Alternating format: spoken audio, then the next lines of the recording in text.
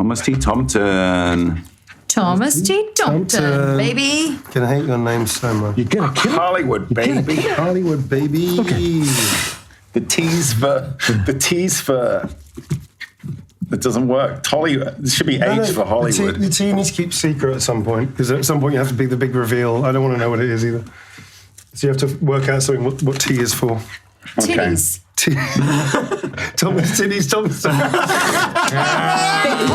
he's an ex-porn star. It's pronounced Teodies. Oh, that's great. Guys, you should be keeping this, man. We think it's titties, but he thinks it's pronounced Please, different. we're recording. Sorry, has this fly been invited today? Flies here the whole day, I'm afraid. Great. Yeah, which is Unfortunately, Jake's in the toilet. Oh my God, you fuckers. Just keep the shit. That's very Keep this up all day. Thomas T. Thompson. So we're establishing the T is for titties, but it's spelled T. Thomas Teodies. It's like looks like the titties. great No, it's spelled titties. It's spelled But titties. he's like, no, it's Teodies. And we're like, no, it's not. K buckets. No, it's not, babe. It's not. It's titties. Thomas Teodies Thompson. Spelled like titties.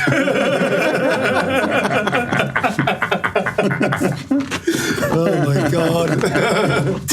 Never going to live that down. But your characters don't know that. Dungeons and Dragons and Dramas is a rambunctious, ferocious, naughty, sweary amdram for grown-ups. See episode show notes for content warnings.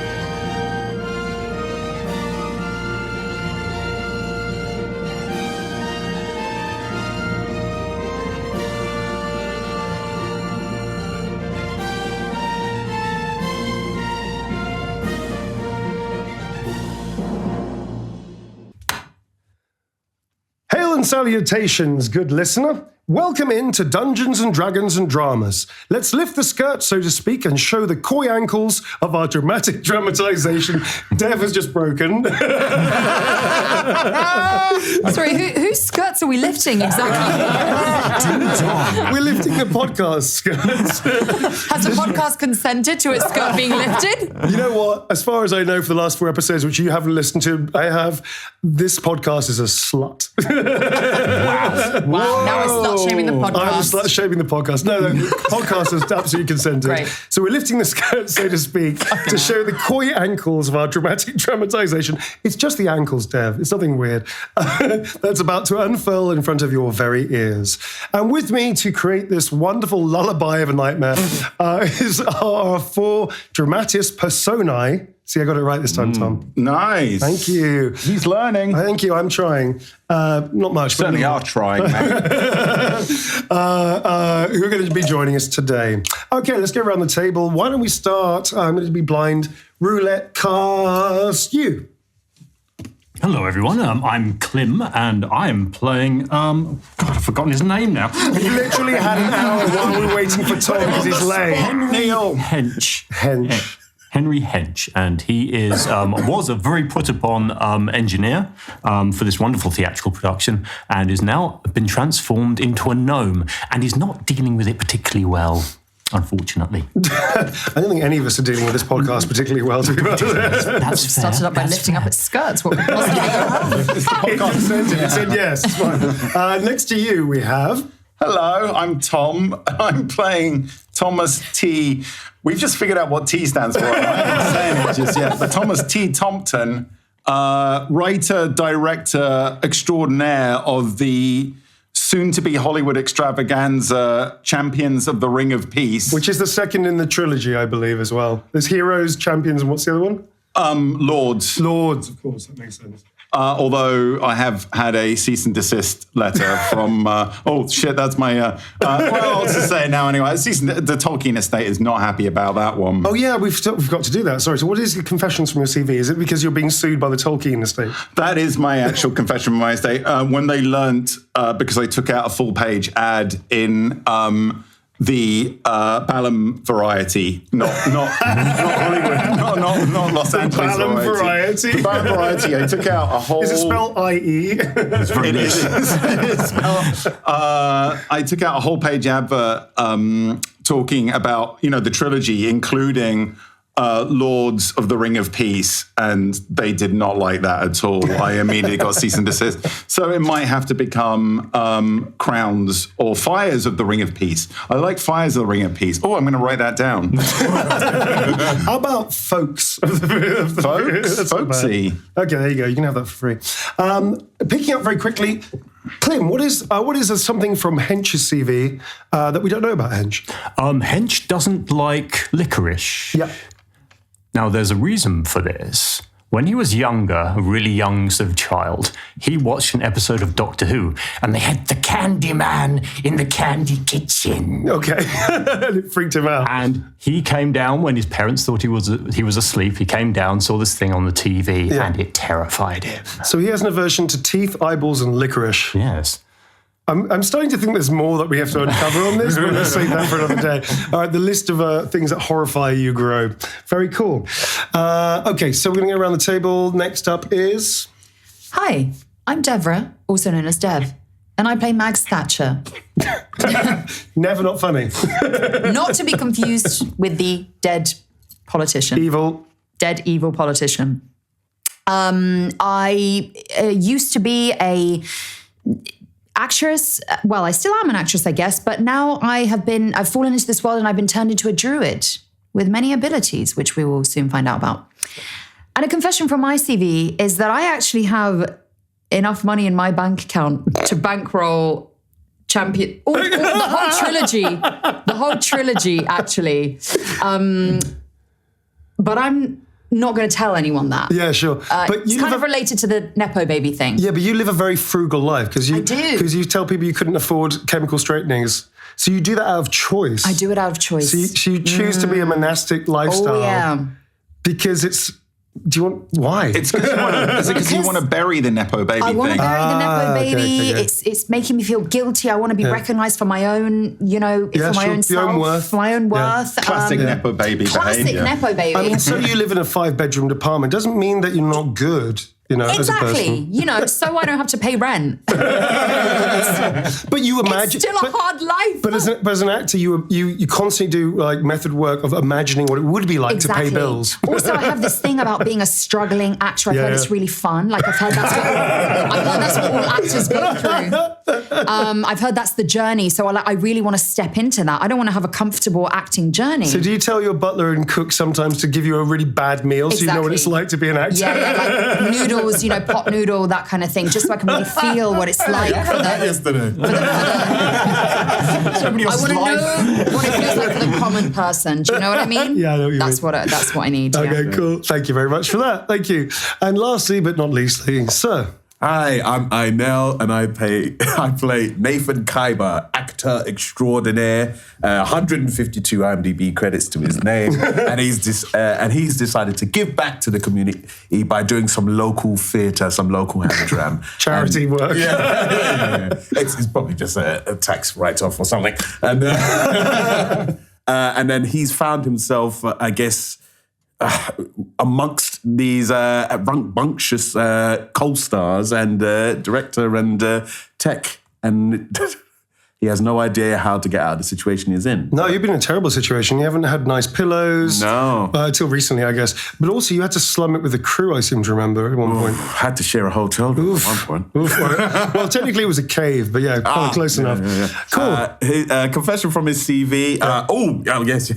His first paid acting role was he was a xenomorph in Alien Resurrection. But he got too claustrophobic in the suit and the costume and makeup and had to be pulled out, and they replaced him with CG. Which he still takes the credit for. Of course. Still says he's a xenomorph. CG. But got too claustrophobic. Got you, And so, I just have this idea that you literally just put the thing on and you immediately panic. All right, so you're slightly claustrophobic. Good Didn't to know. even make it to set. Didn't even make it to set. Literally in the makeup chair, just freaking out. Okay. I haven't even got the head on yet. They just put the gloves on. That was enough. Okay. Okie dokie. So before we get back into wherever the hell you were last time, I think you were about to die. Seems about familiar. Yeah, There was a Sounds about right. Sounds about there was a right. big octopus. Oh, I gotta say, there's a fucking fly in here. There's a giant every now and fly. again. It's me. It's the 6th member of this band. Actually, Can the fly introduce themselves, please? can the fly introduce himself, please? That was actually. Staged again. So surprise reveal, that isn't actually the fly. That's actually Jake, who is our. What's your technical term, Jake? Lead dialogue engineer. Lead dialogue engineer stroke human. Yes. From Pit Stop Productions, where we are now recording, not because we fell out with Bags. Bags is awesome. We love Bags. But Bags is head of Bear Arms Films, which is an amazing armory company.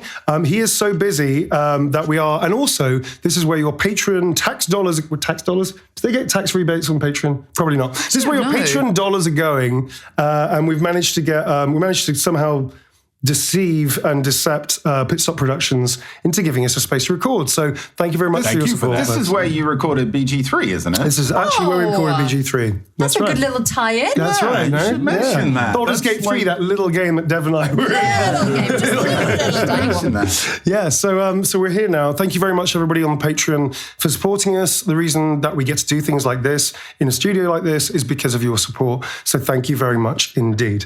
So Jake, thank you, love. Nice to have you with us. Nice to have you guys. Thank you very much. Thank you We for do have a voicing the fly. Yeah. The fly is going to die.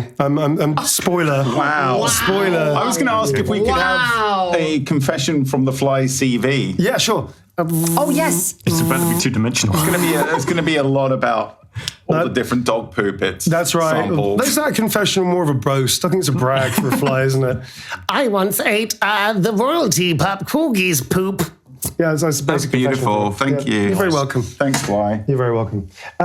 Cool. So we're going to start in the past. This is the where would Thomas T. Tompton do his auditions for the role of the Elf Maiden? Where do you think that took place, Tom? Because we're starting well- the auditions.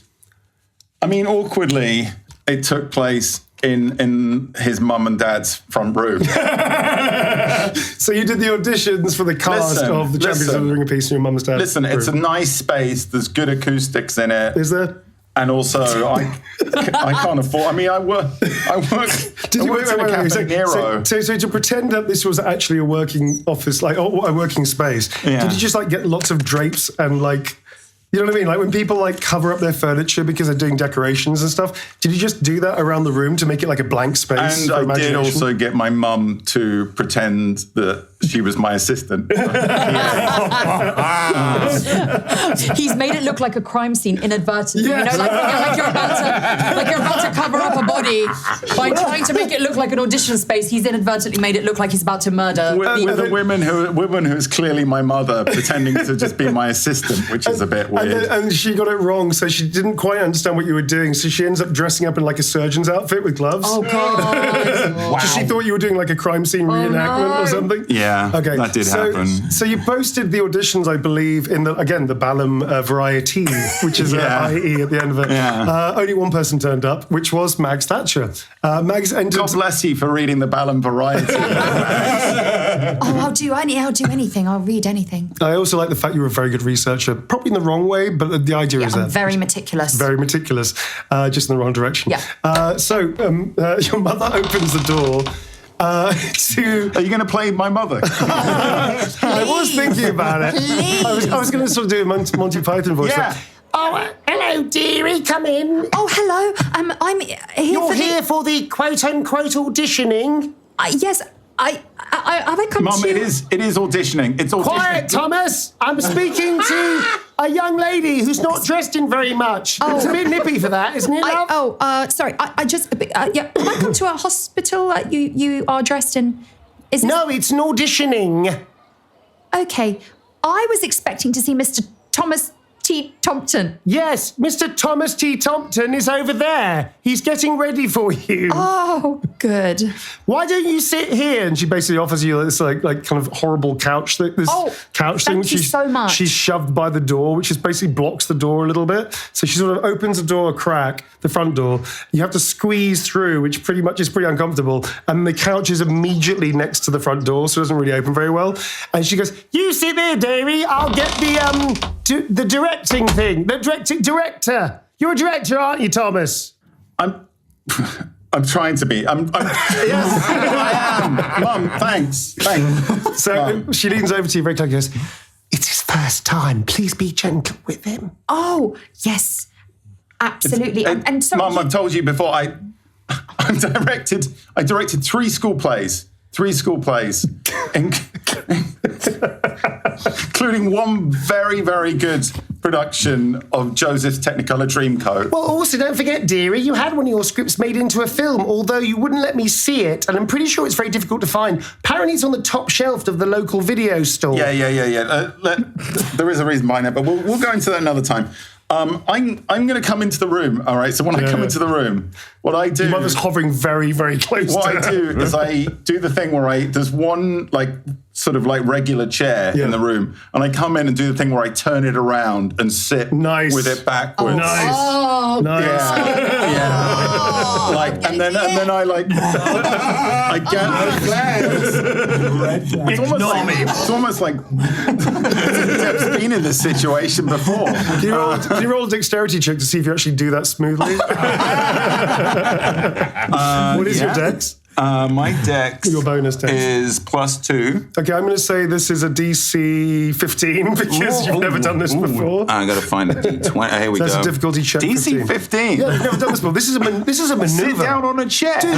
Okay, I'm going to do it for you right now. It is not easy to do Neil has this. got up and has actually swung his chair around. Whoa! Oh my damn, look at that Goodness, we legwork. got that on video. Neil just did some showgirl shit. I feel that's what Thomas would do. He wants to really impress her. Yeah. So he's going to show her how limber he is. But also focused. And focused. Limber and focused. Okay. Yeah. All right. Is his mum watching this the entire time? Yeah, his mum's still standing uncomfortably close next to him. And then just looks at you and goes, Yeah. All right. Well, let's see how I do. That's how I rolled 20. If anything, his mum gave him a boot. Just like a ninja turtle in a chair.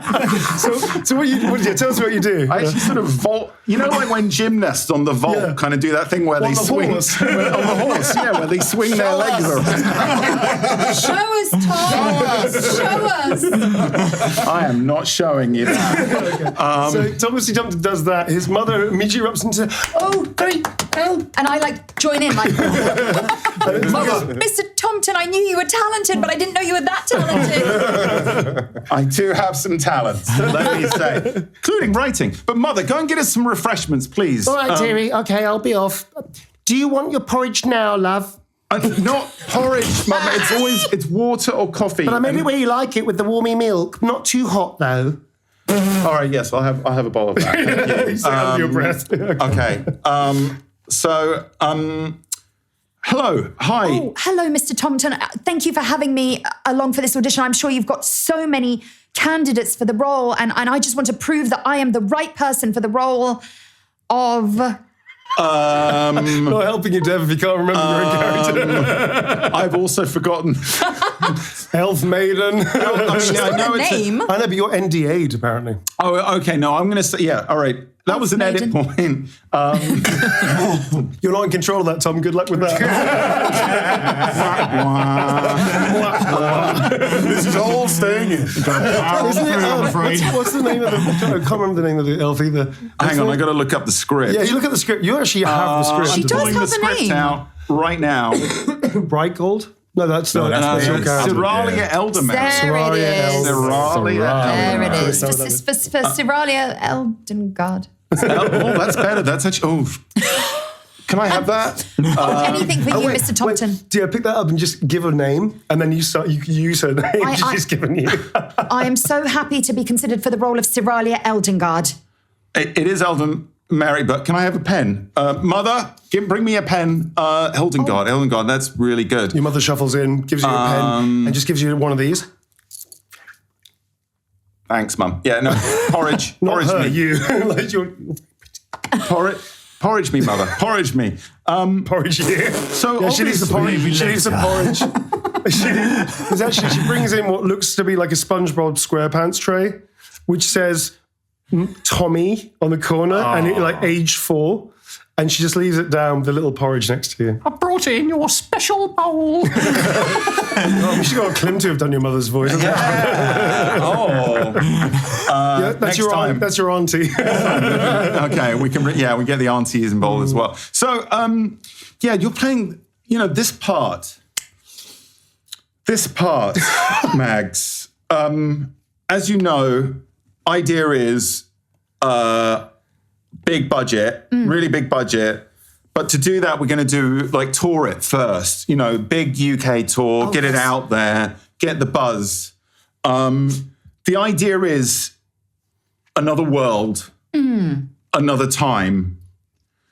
And I was wondering if, because of that, you could give me a little taste of magic. And could you maybe improvise being a Christmas tree for me? Oh, this is what drama school prepared me for. Yes, absolutely, Mr. Tompton. Talking? You can Christmas talk if tree? you want. I mean, it could be a magical Christmas tree that can talk, but I just want that twinkle, that magic. The magic that Oh, a Christmas I know tree gives exactly you. what you mean, Mr. Tompton. He starts doing what he thinks looks like twinkling movements. Yes. Which looks like he's groping the air. Yes, Mr. Tompton. I will go ahead and do that. Oh, okay. If you could please now. Can you make a performance check, please? Yes. Wait, let me see. What is your performance? I feel it's not great. One sec. What do you mean? It is. It's a -1. Okay. Hey now. Not because you're not talented, it's just because you're very inexperienced. Okay. So 17. Hey, that's -1 for 16. Very good. So in front of you, this lovely young actor does suddenly out of nowhere just does this beautiful movement and becomes, in your imagination, a Christmas tree. A talking, sort of moving, wonderful, ethereal Christmas tree. Okay. And it's mesmerizing. She's very, very talented. Okay. I like that. I like what you're doing there. Now, could you imagine that you're a Christmas tree in front of many people, and It goes on for several hours of you being a Christmas tree. You do very. Can I have some baubles? I like that. After what Mother, get out of the room. After what seems and is indeed dear. probably 2 hours of Christmas tree acting, Thomas is ecstatic with your performance. You feel fantastic. This is your first audition. He's definitely not as creepy as he first comes off. He's actually very pleasant and nice and respectful. And his mother is a diamond. You also have porridge. And at the end of it, you feel like you did a fantastic job. And as you say goodbye to Thomas, he then turns to you with a massive beaming smile on his face and says, Well, you don't have the part yet. I'm sure you have so many other actors to see, Mr. Tompton. there is Correct. nobody in the waiting area. I've got about another 2 to 3 weeks of auditions. Yes. And then probably round 2. Of course, Mr. Tompton. Round 2, we'll get you back for round 2, in which case, and where we'll, be thinking, what I'm thinking is be thinking Easter Bunny. All right? You've got it, Mr. Tompton. I will spend the next 2 weeks diligently preparing for my role of a lifetime. And if you nail the Easter Bunny, then, kid, you're in the picture. Or on the Mr. stage. Tompton, thank you so much for the opportunity. As you turn to leave, you last hear his mother going, "All right, Tommy, time for your bath time."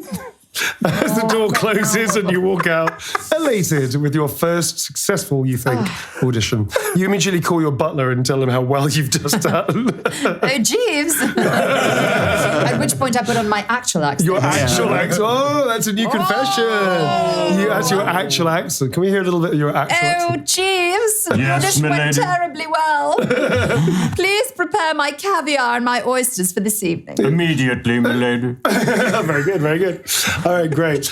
So we're going to flash forward in time to when you're back working at your menial job, toilet cleaning, I believe it is, at the Cafe Nero in some part of I sometimes restock the Stroop waffles. So you've been doing very well then. They've sort of downgraded you, then regraded you to doing the Stoop waffles got a little and star. toilet cleaning.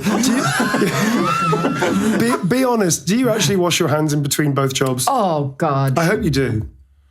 Do you have gloves? Come on, please tell me they give you gloves. That's a really long pause. It was a long pause, wasn't it? Well, I'm supposed to have, those sort of the very flimsy, weird surgical glove Plasticky type ones. things. Yeah, that slip around too They much. sometimes do run out. Right, okay. So I have to use the ones that I used last week. Reuse them. Reusable Stoop waffle gloves. not my. That's a management thing. That's a not a me management. thing. Of course, it's not your fault. Okay. So in between one of the many breaks that you take to go to the toilet in which you work to write Champions of the Ring of Peace, you are about to go back in. You stand there in front of the door. There is a sort of circular window that goes to the main area where the toilets break off from, and the actual Cafe Nero itself. Yeah. You sort of stand there with your back to the wall. You're breathing in slowly. It's another long day. You feel like you're so far away from realizing your dream, but the burning desire of hope inside you is still very much alive. You just don't see how the hell you're going to be able to get this production off the ground or put it in front of the right people. Yeah. And you're sort of standing there again, sort of like arms crossed, realizing, I don't know, is this ever going to work? Am I ever going to be a writer and successfully? I mean, you are a writer, but are you ever going to be a successful one? And you sort of turn to the side and you look through rather absent-mindedly through the window into the Cafe Nero, steeling yourself to get back into work, when suddenly in walks this character. Somebody who you recognize, but you take you a couple of moments to really understand who this person is, and it dawns on you. That is the actor extraordinaire, Nathan Kaiber, of B and Z movie fame. The last thing you saw of him in was Dracula, ?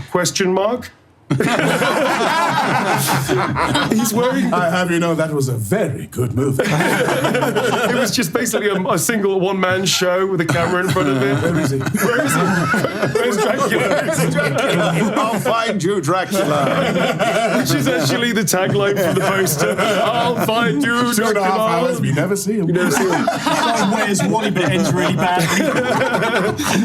And he makes an order of which you don't know. Your face is now glued to the circular window as you just watch him. He's the power he has, the gravitas.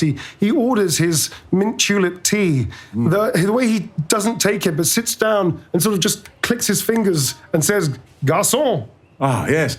Garçon, just a tinge of cinnamon on top of my tea, please. They hop to it. Everybody seems to be completely affected. People inside the Cafe Nero are staring at him, whispering, going, "Who is that? Who is that? I don't know. Who is that?" Nobody knows who he is. They should. I know who he is. You know who he is. And he's just sitting down. He's sort of he doesn't seem to be doing anything. He just seems to be staring out at the small crowd of regulars in the Cafe Nero as if he's waiting for an opportunity, perhaps. Oh. So I slide out. So what I do is I do a thing where I kind of come out, I glide very smoothly around to the counter, pick out a little Stroop waffle, and then I glide over. So you glide. I like to. We do have video recording all our stuff now. Can we watch you glide a little bit? Please. Show us. Please. Like, Just feet a not little even bit. touching the floor. I will take Clementine, Okay. if that helps. Oh, Why don't you imagine- She's hopped off the chair. She was on my knee. Yeah. So what I'm going to imagine, all right, I'm going to make an entrance. Oh, okay. This is the toilet. If you can't see it, Tom is now exiting the studio. Hold on, so he's going straight from the toilet to the Stroop waffles.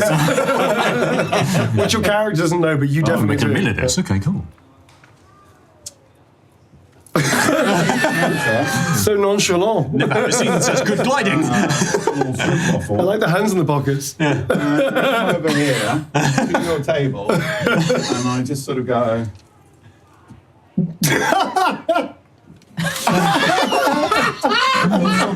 something for you. A little something for you. Wait, are you gliding or cruising right now? That's a difference. I'd love if there was a note taken to Stroop waffle as well. Oh, there has to be a note. There has to be a note. Oh, that's a good idea. On the underside. All right, so I've scribbled on it I want you. I want you. Can you finish that sentence, please? Sellotaped to the strip wire, like disgustingly sellotaped. But wait, it says on one post-it note, I want you. And then what you don't realise is that on the other side, there's another poster to read my script. That's fallen off. That's fallen off. So it says, I want you. Wow. Barista. Then I've sort of gone over into a corner and I'm just standing there, like looking. Dear viewer, dear listener, Neil's lost it. I just want to say for anyone listening, I've known Neil for a few years now. I've never seen Neil's lost it. I've never seen this before. Neil's lost it. I just pulled a rib. Wow, I've never seen him like, are you okay?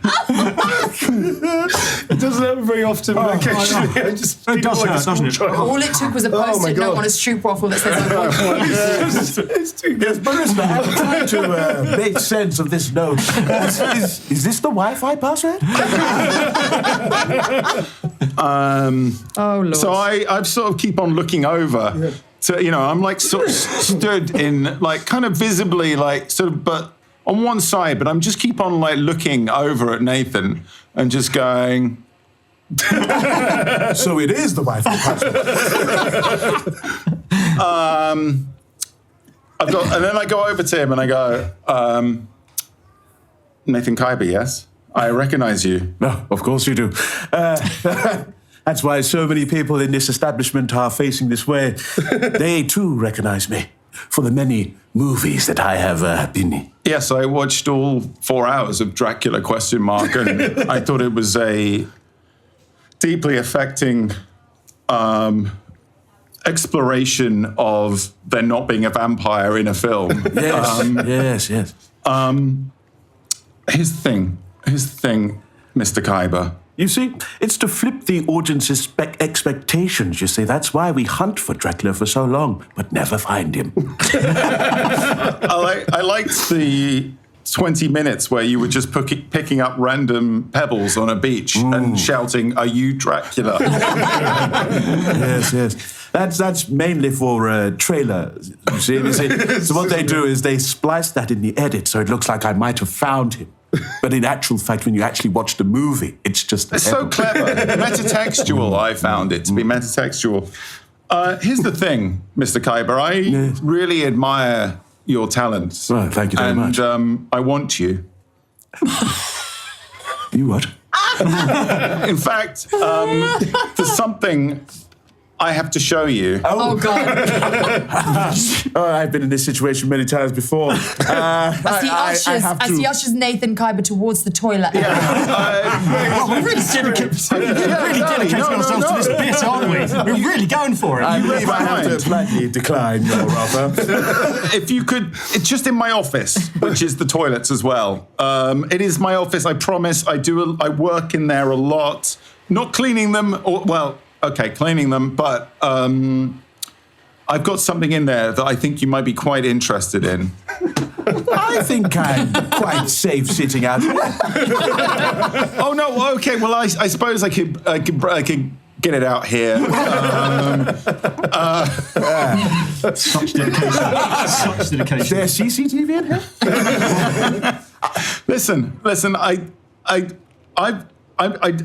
I'm not afraid of saying that I've got a lot of talent, and I think you've got a lot of talent too. And I think if our talents come together.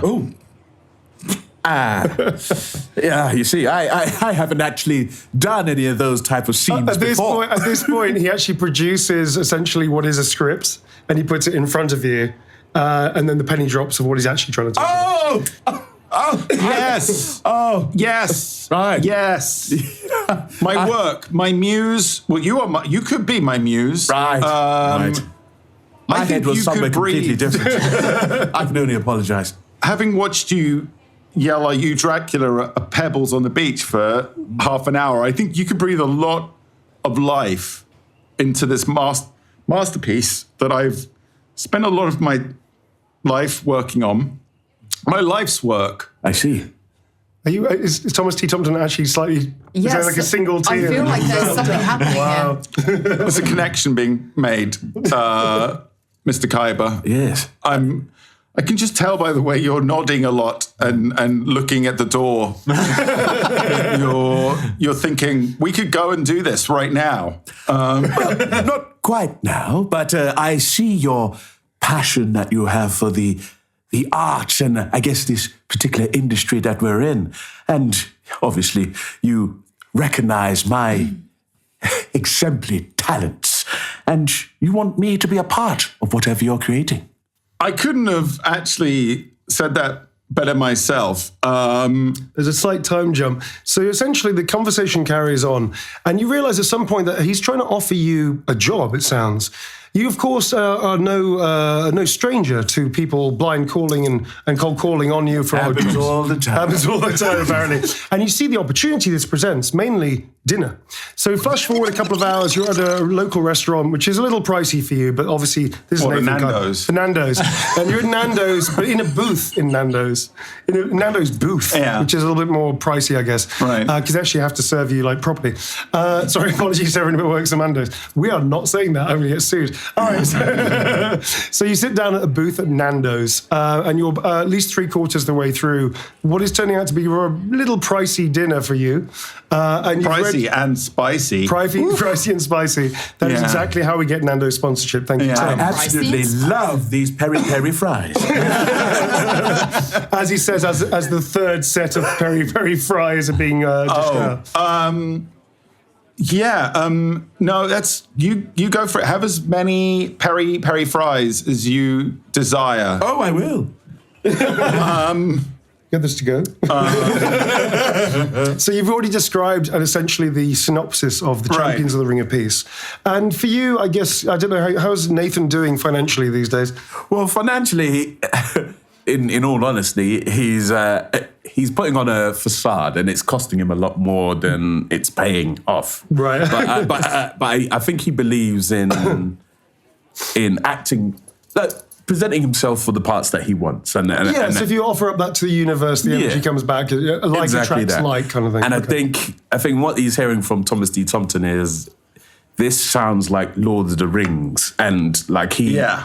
And that's a franchise he would love to kind of be a part of, like a huge lead role in a franchise. So actually, you haven't paid attention to anything he's been saying. No. But the idea that I you would could be the love lead. it if Thomas T. Thompson had somehow insinuated or like said something that made Nathan Khyber think that this was potentially related to Lord of the Rings, and you've just run with that. Just run, yeah. Lord of the Rings, you said. I think we should do a little dialogue on this. Yeah. You play. Yes. You would essay the role. Oh. Lord Digby Brightgold. Lord. It's a Lord Bright Gold. Oh. So that mean my armor, my dress? You shine. You shine. I like it. The role is you must shine. Yes. The film,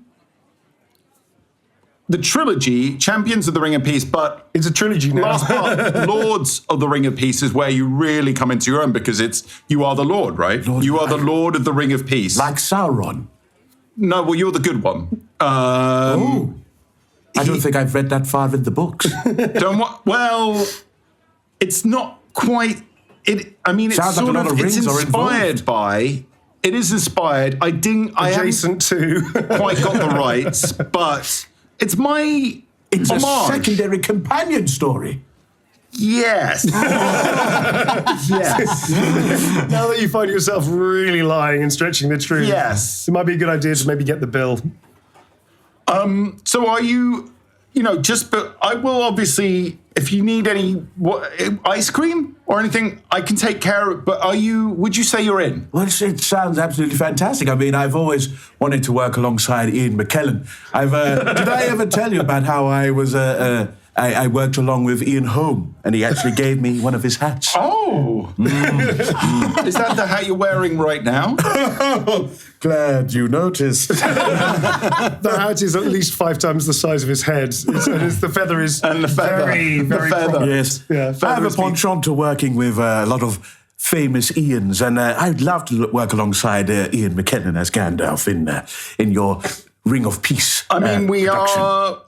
That is a possibility. We are. Sign me up, Thomas. At that point, the waiter, who's been standing very close and hovering for some time, And being tickled by the feather. slams down the bill and says, "You got to go." As you realise, the entire place is cleaned out, and there's nobody less than it's only you two in the restaurant, because that's how involved this conversation has been. You've been talking for quite hours and hours. So the bill comes. Immediately, Nathan stands up and leaves, leaving you with the bill, which is more than you thought Nando's should probably cost you, but it's staring you in the face. A £500 Nando's bill? I didn't know that was possible. All right. See you on set. As Nathan extracts himself away out of the restaurant. Cool. Okay. You stand there staring at this ridiculous bill, knowing that you haven't got the money, getting your checkbook out and writing what you know will be a bounce check. But you realize that maybe this is the way. This is the moment, the opportunity you've been waiting for. This is the spark that will get you to Hollywood. And you stand up with the bill and your fake, phony, rubbery check, and you just stand out looking out into your future. You know you're destined for greatness. At that point, something slaps you straight across the face, and you realize that you're back into this cave where an undead spiky octopus has just smashed you with the tentacle. Thank you. Smashed you around the face with its tentacle.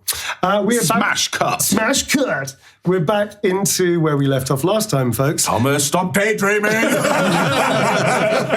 Thomas, get your tentacles out of my face. Get your suckers out of my mouth. Just to recap, folks, we are back in this Sea Grove cavern where you have taken a boat from Dragon's Rest. And you are trying to help with the Myconids, whatever they are, and some kind of calamity's happened. You've just been attacked by a undead sort of spiky octopus thing. And we are not who we were. And you are not who you were. We have transformed. You've transformed. I am a dragonborn. You're now. Dragonborn. I believe Hench is now a diminutive little gnome. A gnome. Dev, you've I'm a druid. I'm an elf. You're An actual elf. Actual elf. And An actual elf, yeah. Yeah, and Nathan Kyber is A rogue. and literally the same person he was before. Because he's a character actor, Not changed one bit.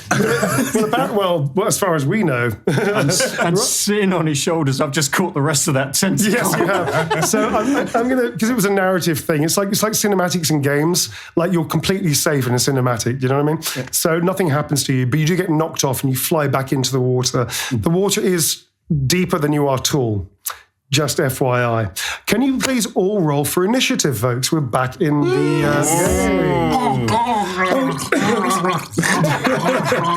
Clym's actually choking right now.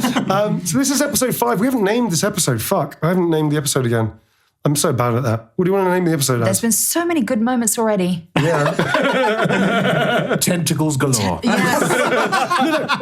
What is it? Octopus Tentacles. Oh my. Octopus and Tentacles. Oh my. Okay, that's the name of episode 5. Welcome in, folks. So roll your dice. Let's get it going. Okay, what have you all got? I have a 3 + 1 for 4. Not great. Not great. I You're got 9 plus 3, that's 12. That's 12. Wait, 1 second. So that's going to be Bard. That's going to be the Druid. Yeah, what have you got? 16 plus 2, so 18. 18. Look at you go. Look at you go. 7 in total. 7 in total. So what did you get, Inel? I had 12. You have 12. So it's going to be, the order is going to be Thomas T. Thompson, then our octopus creature, then it's going to be our rogue, then it's going to be our wizard, and again, finally, just keeping it consistent, is going to be our druid. Okie dokie. So, Tom, you've just been smashed around the face with this tentacle. It's more. It hasn't been like a heavy hit. It's more been like a little booping on the nose. But with an undead monster. Which is actually not undead. Maybe it is undead. It doesn't look very well. Yeah. Let's put it that way. And it's got so this octopus thing is, as you imagine, a massive version of an octopus would be.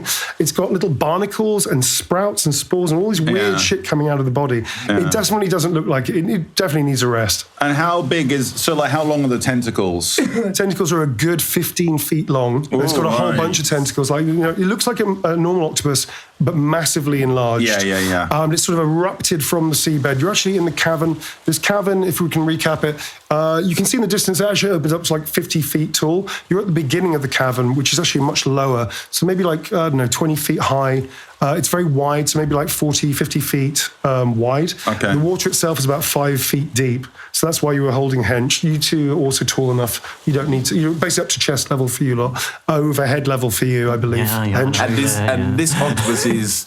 It's in front of you. It's in front of us inside the cave. Actually, We've got our backs to the exit, right? Yeah, I did have... Where's my little maps Oh, gone? here we go. Yeah, I know. I'm getting the Here maps. we go. He's getting a map out. You love a map. There we go. Okay, yeah. Lovely. For our American listeners, the octopus tentacles are actually 5 meters long. The cavern we're in is roughly 10 meters wide.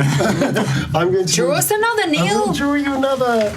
Are you going to draw a picture of the octopus as well? I am. I'm going to draw a picture of the octopus. Thank God. So giving you time to think about what the hell you're going to do now. I know. I'm Got your pens, got my pens. Got different colours What as colour well. you going Thank for? you, Pitstop, for our different coloured pens. And there's actually an octopus that's coming over now. Do you want to take a photo of Oh, that? wow. That's our octopus. This one looks friendly though. He doesn't. I I'm like actually that going to one. base it on that. So it It's doesn't. really bringing me into the moment. So I'm going to say the octopus that's attacking you looks friendly, but is not acting friendly, which is a good moral lesson in life. Don't ever judge an octopus by its Got tentacles. cute big eyes, but it's actually a bastard. Just like me. Okay. So there's a little channel walkway here. That's where the boat is. So these pens are rubbish. Man, we've been fucking... Thank you, dude. Pit Stop. Pit stop. How much are we paying for you guys? Wow. Ladies and gentlemen, the further adventures of Bastard the Octopus. That'd be a great kids' TV show. I feel. All right, so this is like a natural break in the rocks. You think there's like a waterfall in the background, but you can't see it very well. You lot are standing like here. Let's say Hench has just fallen off there. So that's Tom, Hench, Nathaniel, and Mags. And then there is a little octopus dude. He's very happy, but also slightly stinky because he's dead. It's a classic Newbon map. You like it? Yeah, look at him. He's got stink waves coming off him, but he still smiles. He's really happy. He's I'm a sure he's not a octopus. friend. Yeah, you've got a smile on his face. That's true. You killed the last thing that attacked you, the stalactite thing, the piercer. But you could have been a friend. Who knows? Maybe you're going about this whole thing the wrong way. Well, this is something to think about. It was very tasty. I'm just saying. Something Max. that's weighing heavy. Something to think about, Dave. All right, so, Same, here we Max. go. So that's where you guys are. So Tom, so Nathaniel and Tom are probably the closest. Hench has fallen backwards off Tom. Tom, it's your go. What are you going to do? You are about 15 feet away. Bearing in mind, you can't Oh, run he just full slapped me tilt. with a tentacle right He there. just slapped you with a tentacle. So yeah. can I grapple the tentacle? It's a Because I've friendly got tickle. grapple skill. You can try that. Yeah, try grapple. And then I'm going to want to grapple it, and then with my axe, Yeah. I want to Chop try it. and chop Nice. It's very cool. Dude, it's very cool. it. Oh, he's just. Don't always sound so surprised. I think we're all Do you know what I surprised. just sort of? You know what my character's seeing at the end of the tentacle is my mum's face. Oh, shit. Okay, that's new. Mommy issues. Mommy issue. Mommy. me my entire life. I don't like porridge, Mum. I hate Quakers oats. Every now and again, every night you wake up in a deep sweat going, Quakers! All right, so you're going to roll against its AC, and this will be a grapple. And then if you're successful, I'm going to say that we're going to, so it's like grapple It's attack. grapple so- athletics. So attack's affected. It's going to give it disadvantage on its attack rolls. And it's going to slow its mobility to 0, so it won't be able to move any closer to anybody else. However, it will be sort of in combat with you directly. So I'm going to say if you can successful grapple, you'll be able to hit it automatically with your axe, but it's not going to give you any bonus to do on that. But what it will do will affect it trying to attack the others, if that makes sense. Ooh. So actually, that's kind of cool, dude. So roll for an attack. Its AC is 11. Okay. What's your plus with a... Do you have any strength bonus, I think it is? Strength bonus is +2. So you're going to have a +2 to your roll, and you need to hit a 9 or above. Okay. Also, my athletics. I don't know if that counts as +4. I'm going to say it's an attack. Okay. A grapple can be athletics as well, I guess. I'm going to say it's because you're actually trying to then attack. Yeah, it says The target must succeed on a strength or dexterity saving throw. The target. So if you're going to hit it and then the target has a reaction back to it. Or you get grappled. Okay, Yeah. cool. So read that out so we can all learn the rules. Target must succeed on a strength or dexterity saving throw, or it has the grapple condition. The DC for the saving throw equals 8 plus your strength modifier Plus and 2. Proficiency bonus. So actually, let's do it the other way around then. I'm going to roll you're going to grapple it. Yeah. I'm going to roll to see if it can get out of the grapple or not. If it's slimy enough to get out of the grapple. So I need to hit a DC of 10, and it's got a bonus of that, which I'm not going to tell you. No, it does not. It gets a 7. It is not enough. So you grapple it. It's very slimy. Yeah.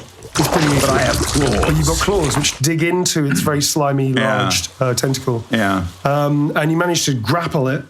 You can do an attack now. You get advantage on your attack. I'm not automatic because that's not fair. But I'm going to say you get advantage on your attack roll. So you now whack it with your axe. So I'm going to say you're allowed to do that in one hit. That's pretty cool. Here's another D20. I like this one. Oh, this dear. one is You this look very one. suspicious when I handed you this D20. I'll take his down. And right you are to be suspicious. That one. Loaded as hell. 18. Okay. Well, do you want to roll again in case you get a 20? What? You get advantage on this roll, so you can roll it again if you want. Just in case you get a 20, which gives you a crit success. No, that one is a 13. So you got an 18 plus 2, which so that's a dirty 20. Yeah. Cool. So so not only did you grapple it, you also now get a hit on it. So please roll your damage, which with your D6. little axe. Axe is D6, isn't it? D6, yeah. I think plus your modifier as well, plus 2. Only strength bonuses. Plus 2 strength. Yeah. It's a 5. So that's 7 points of damage in total. Yeah. Very nice. Okay, you give it a good whack, and your axe sort of grinds into its tentacle. Doesn't sever it or anything like that, but it definitely causes. You definitely make a good hit on it. You go chunk, and you rip it out. You notice it doesn't bleed. It's definitely dead. This thing. It seems to be sort of like a bit mindless as well. Do you know what I mean? Okay, cool. So that is definitely you've done, and also you've done 7 points of damage, right? Yeah. Okay, this tentacle is near frayed. It's not completely severed. Right. But you reckon another good hit and the thing would probably rip off. Okay. Which is pretty good. Just make a note of that. Zombopus. It's a zombopus, yeah. Okay, that's tentacle 1, let's say. That's good to know. Okay. That is your go. Thank you very much. Okay, the undead creature octopus thing sort of swivels its like pale milky eye and onto you. One of the other eyes is missing, you notice, and it just stares like what you think it stares straight at you. Another tentacle sort of zips in and tries to like grapple you back. So you now have to make a strength test against its. Let's grapple. What do you say? Its grapple was 8, right? That is going to be a DC 11. So you have to make. So you got plus 2 to your roll. Yeah. The DC is 11. It's a strength test to avoid it, or dexterity. Yeah, 16. Oh, wow, okay. So this other tentacle zips in and starts trying to wrap itself around you. You manage to sort of like knock it with your the haft of your axe. Yeah. As you sort of swing your arm back, you actually knock it out of the way and it sort of flutters off into the water. You're still grappling this octopus. It's still pretty much fixed to you. Barbarian, baby. Barbarian. Hey! Okay, next up in the order is me. our rogue. Yes. Well, since Thomas T. Thompson is standing in front of Nathan, I reckon, and Nathan notices that Thomas has made such a huge dent in his in Tentacle 1. Yeah. I reckon Nathan would be the one to be like, this is where I can take the credit if I sever Tentacle 1, which is already pretty frayed. I like it. I can look like I'm the guy. So Nathan's going to use his short sword. Yeah. And I've been looking through my traits. Yeah. Nathan's got proficiency in short swords, and Yes, he has he a thing called Vex. Yeah. Where Vex is, if you hit a creature with a short sword and deal damage to the creature, you have advantage on your next attack roll against that creature before the end of your next turn. Very nice. I like the idea that you sort of, like, you know that bit out of Apocalypse Now? Yes, When Martin emergence. Shaw just goes sinks into the water. Like, you sort of stand there and you just get you pull your short sword out and then you just sink very slowly into the water and you start sort of bubbling along towards it. And then you pop out and then just make your attack roll. So, yeah, okay. It's the AC is 11, so you need to... okay, so what's your dex bonus to your finesse strike? +3. +3. So this is a Vex strike. +3 to your attack roll. You have to beat an 11. I have to beat an 11. Yeah. That's a 20, baby! Come on! take all that quick. So that means you've done critical damage to it, which essentially is an extra. So you roll your damage, then you roll an extra dice for damage. So what is the damage on a short sword? I think it is. All right, so it's D6 plus your bonus, and then you roll an additional D6 for critical damage. Okay. And then you've got your Vex as well, which gives you advantage on the next strike you can do. Do it, man. Okay, let's roll it. It's a 6. Oh my god. Okay, so 6 plus 3, 9, plus another D6. It's a 1. Wow. Okay, 6 plus 9, so that's 10 points of damage. Octopus. So tell me how you sort of rise up from the water and attack this tentacle thing. Well, Kaiba has like a cool line that he says. He's going to say Kaiba's going in for the kill, but because his timing's a little off, he says it while he's still underwater. So Sorry,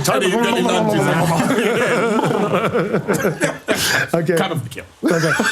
So Kill, Tom, hashtag. so Tom, you're holding onto this tentacle thing, and out of nowhere, Nathaniel Kaiba just goes and bursts from the water, almost like holding in the air for a split second, illuminated by the bioluminescence in the background of the cavern. Looks around to see if anyone's watching it. Make sure everyone is watching, and then just slices down the tentacle that you're grappling and rips straight through it. And there's like bloody ichor that sort of comes out of its stump and sprays you. Doesn't get him at all. Just sprays you sort of all over with this like black kind of old blood. That's how you're supposed to deal with it, Thomas. Music playing in the background. Well, Mags is like, oh, Mr. Kaiba, that was magnificent. Scene stealer. Also to note that he's chopped clean through the tentacle, done quite a lot of damage to this thing. You are no longer grappling it because the tentacle is just flaying. So you're just holding on to the other half of the tentacle. I'm going to turn it into a whip. Nice. All right, cool. Next up in order, I believe, is therefore Hench, who's underwater right now. Okay, I'm going to be finding the shore. Quick question, be honest. Does Hench know how to swim? I don't know. Do you want to flip a coin? Okay. How do you feel now? How do you feel? How do you feel about Hench? I want to make it fair. Do you think Hench actually knows how? Does he like water? Does he And swim? the rule would be like your human character. Like if your human character could swim, then Does your human character swim? I would sue for on a D6, on a 5 and 6 he doesn't, and a 1 to 4 he does. So you don't want to make a decision, you're going to roll for it? I want to roll for it, yeah. Fair enough. Random. I respect that. Clym respects the dice. The dice does not respect me. No, that's a whole different relationship. That's a 3, he can swim. Hey, okay. There we are. So your I get little Shiplington badges of 25 meters. backstroke badges, 25 meter backstroke. Treading water for like 30 seconds award that you got at your local swimming place. Support your local swimming pool, folks. Yes. But the training has come into effect, and actually you bob up to the surface quite easily. You don't need to make an athletics check for that. You can just do it. When you come into combat, I might do that depending, because you are, pretty short. What do you want to do? So you're sort of in the middle of the pool right now, the entrance to the cavern. I'm going to be no use in a fight, and everybody else is fighting. So I'm going to try and breaststroke my way towards the shore. Okay, so you sort of go back into what Clarence, your swimming teacher, told you, which is bob down, frog forward, kick back, bob down, frog forward. Don't be scared of the water, lad. Don't be scared of the water. Breathe out when you're underwater. It's fine, and breathe in when you're up. Don't do it the other way around. You start saying that to yourself in the voice, and then you start going. Something's actually happened to your voice, actually, because you swallowed quite a bit of water when you went in, and you find yourself sort of coughing and spluttering. Yeah. And as you say that in what you think is Clarence's voice, your voice has changed a little bit. What does it sound like now? It sounds a little bit higher, actually. It sounds a little bit more like this. Yeah, it's kind of weird. You put that to the back of your brain as you should probably look into that a bit later on. But you decide with your sort of new, slightly higher voice, you start coughing and spluttering away. But you do make your way over to the side where there is a little walkway, kind of like a natural bit of stone that juts out. Cool. You can easily hop up, and you're there for the moment. Yeah. Great, that is yours to go. Lastly but not leastly, Mags. Okay. I would like to use my mysterious sexy sword. I've been saving that one, huh? Okay. Yeah, baby. All right, okay. I realise I'm carrying a mysterious sexy sword, and I figure I should probably use it. Probably aiming for the octopus's good eye. Okay. aiming to jam it through and potentially kill the octopus. Cool. So I'm going to say that you can actually swim your way there because it's 5 feet, so wading will be Yes. slow. But you can swim your way there Yeah. and sort of use it like a sort of darting thing. Yeah. Okay. Can you do me one favor? Yes. Can you make a wisdom test, please? Yes, let me just see my stats. Yeah. Wisdom. Wisdom is... wait. It's just the bonus that you have with it. So what if it says like +3 or something? Oh, +3. Yes. Yeah. Okay. Should be +3. What do you get? That is a nothing. One Okay. sec. That is a 19. 19. Oh, So my that is goodness. a 22. Yeah. Okay, so you take the sword out and it goes... it just sort of reverberating in your hand. And it's sort of the reverberation sort of carries down your arm into your body. And you just suddenly feel a lot fucking stronger than you were before. And just more capable. And also you feel more confident. The sort of confidence that you've been struggling with as an actor, it seems to completely dissipate. And you actually feel like, for the first time, you can own the title of actor. You don't know why. It's really weird. As a side note, you get +2 to your performance. Okay. The sword has a +1 to attack. This is when I'm using the sword. When you're using the sword. Just as a side note, that's what this sort of weird effect is. Also, when you're doing that, you seem to hear the voice of... question, who was the online teacher? Do you actually know the identity of your online teacher? Oh, the one where I took my online acting course. The questionable online acting course that you spent a lot of money on. I do. Big It was, certificate. What was the name of your teacher? it was actually Joseph J. Jitterbug. Joseph J. Gisberg. Sounds legit. Sounds legit. I know him. You started your career with him back in when you played the donkey in the nativity play. He was Jesus. I was the understudy. Yes. So yes, as you keep telling people and yourself. So Joseph J. Jitterbug, his voice comes out of nowhere and goes, "Use the sword, darling. Use the sword." Old Astarian? I couldn't think. Okay, I'm going to change the accent. Use the sword, darling. Use the sword. Yeah, okay. Fuck you. Hey, man, you called me out on it. That's what you get. So you use the sword, darling. Use the sword. And that's Joseph J. Jitterbug's sound. But it sounds incredibly clear in your head. And it's a very strange experience. You shrug because acting is such a mysterious thing, and you make a dive. You sort of swim dive towards it, thrusting out the sword, and you feel like a lot. You feel just very capable right now. So you make an attack roll. It's going to be AC 11, and you're going to be It's a 17. 17. Okay, whatever bonuses you have, it's fine. Yeah. So you make a strike on this thing. You're aiming for its eye. Please make an attack roll. This is +1 to your damage roll, plus also you're attacking with a sword. You're a druid. I guess it's a strength check though. So what's your strength bonus? +1. +1. So you actually got +2 overall. Okay. With this singing sword thing that you've got. Okay. Okay. Ready? Yep. This is how much damage is this? You're rolling a d20, Dev. Oh, do you think? I'm rolling Yes, the you wrong are. one. This is the one I should be rolling. No. What is This your? is the one this one. this is the one I should be Yeah, rolling. it's a d6 Yeah. +2. Yeah. Okay. This is for damage. This is the damage. It's yeah. the fly. It's really putting me off. The fly's a nightmare. It's a 1. Yeah, well done. So what happens? Why do you not? You just nick it. So you sort of you basically Oh, damage that I'm doing to the... Oh, Yeah. I got really excited. I I thought it was know, damage you that did. it was doing to me. No. So you sort of swim forwards, and you're so sort of full of this new weird power that Yeah. you seem to have. You overshoot. I'm gonna say that the prep work, as in many acting performances, the prep work overpowers the performance. You know what I mean? Yeah, sure. So the real taking up the stance, doing all the thing, and then it's just very disappointing. I told her to blink and breathe. I didn't blink and breathe. Clearly you didn't Yeah. think you breathe. So you swim so fast, so it's almost like you've suddenly accelerated yourself to the point where you can't quite control it. You zip across the eye with the blade, and you sort of swim past it, like you sort of scratch it basically, Yeah. but you don't manage to get a good hit on Yeah, it. just a tiny little There's a tiny scratch. little nick, but you go. It's very disappointing. Yeah, you swim off, and you sort of now you have to lean into the curve. Yeah. I'm Just sort of swim gone. your way back. Yeah, okay. I cool. may have a mysterious, sexy sword, but I don't know how to use it. Not yeah, but isn't that much like life? Gosh. Not sure how that's a metaphor Wow. or not. Anyway, fuck it. This fly has to die. This fly has to die.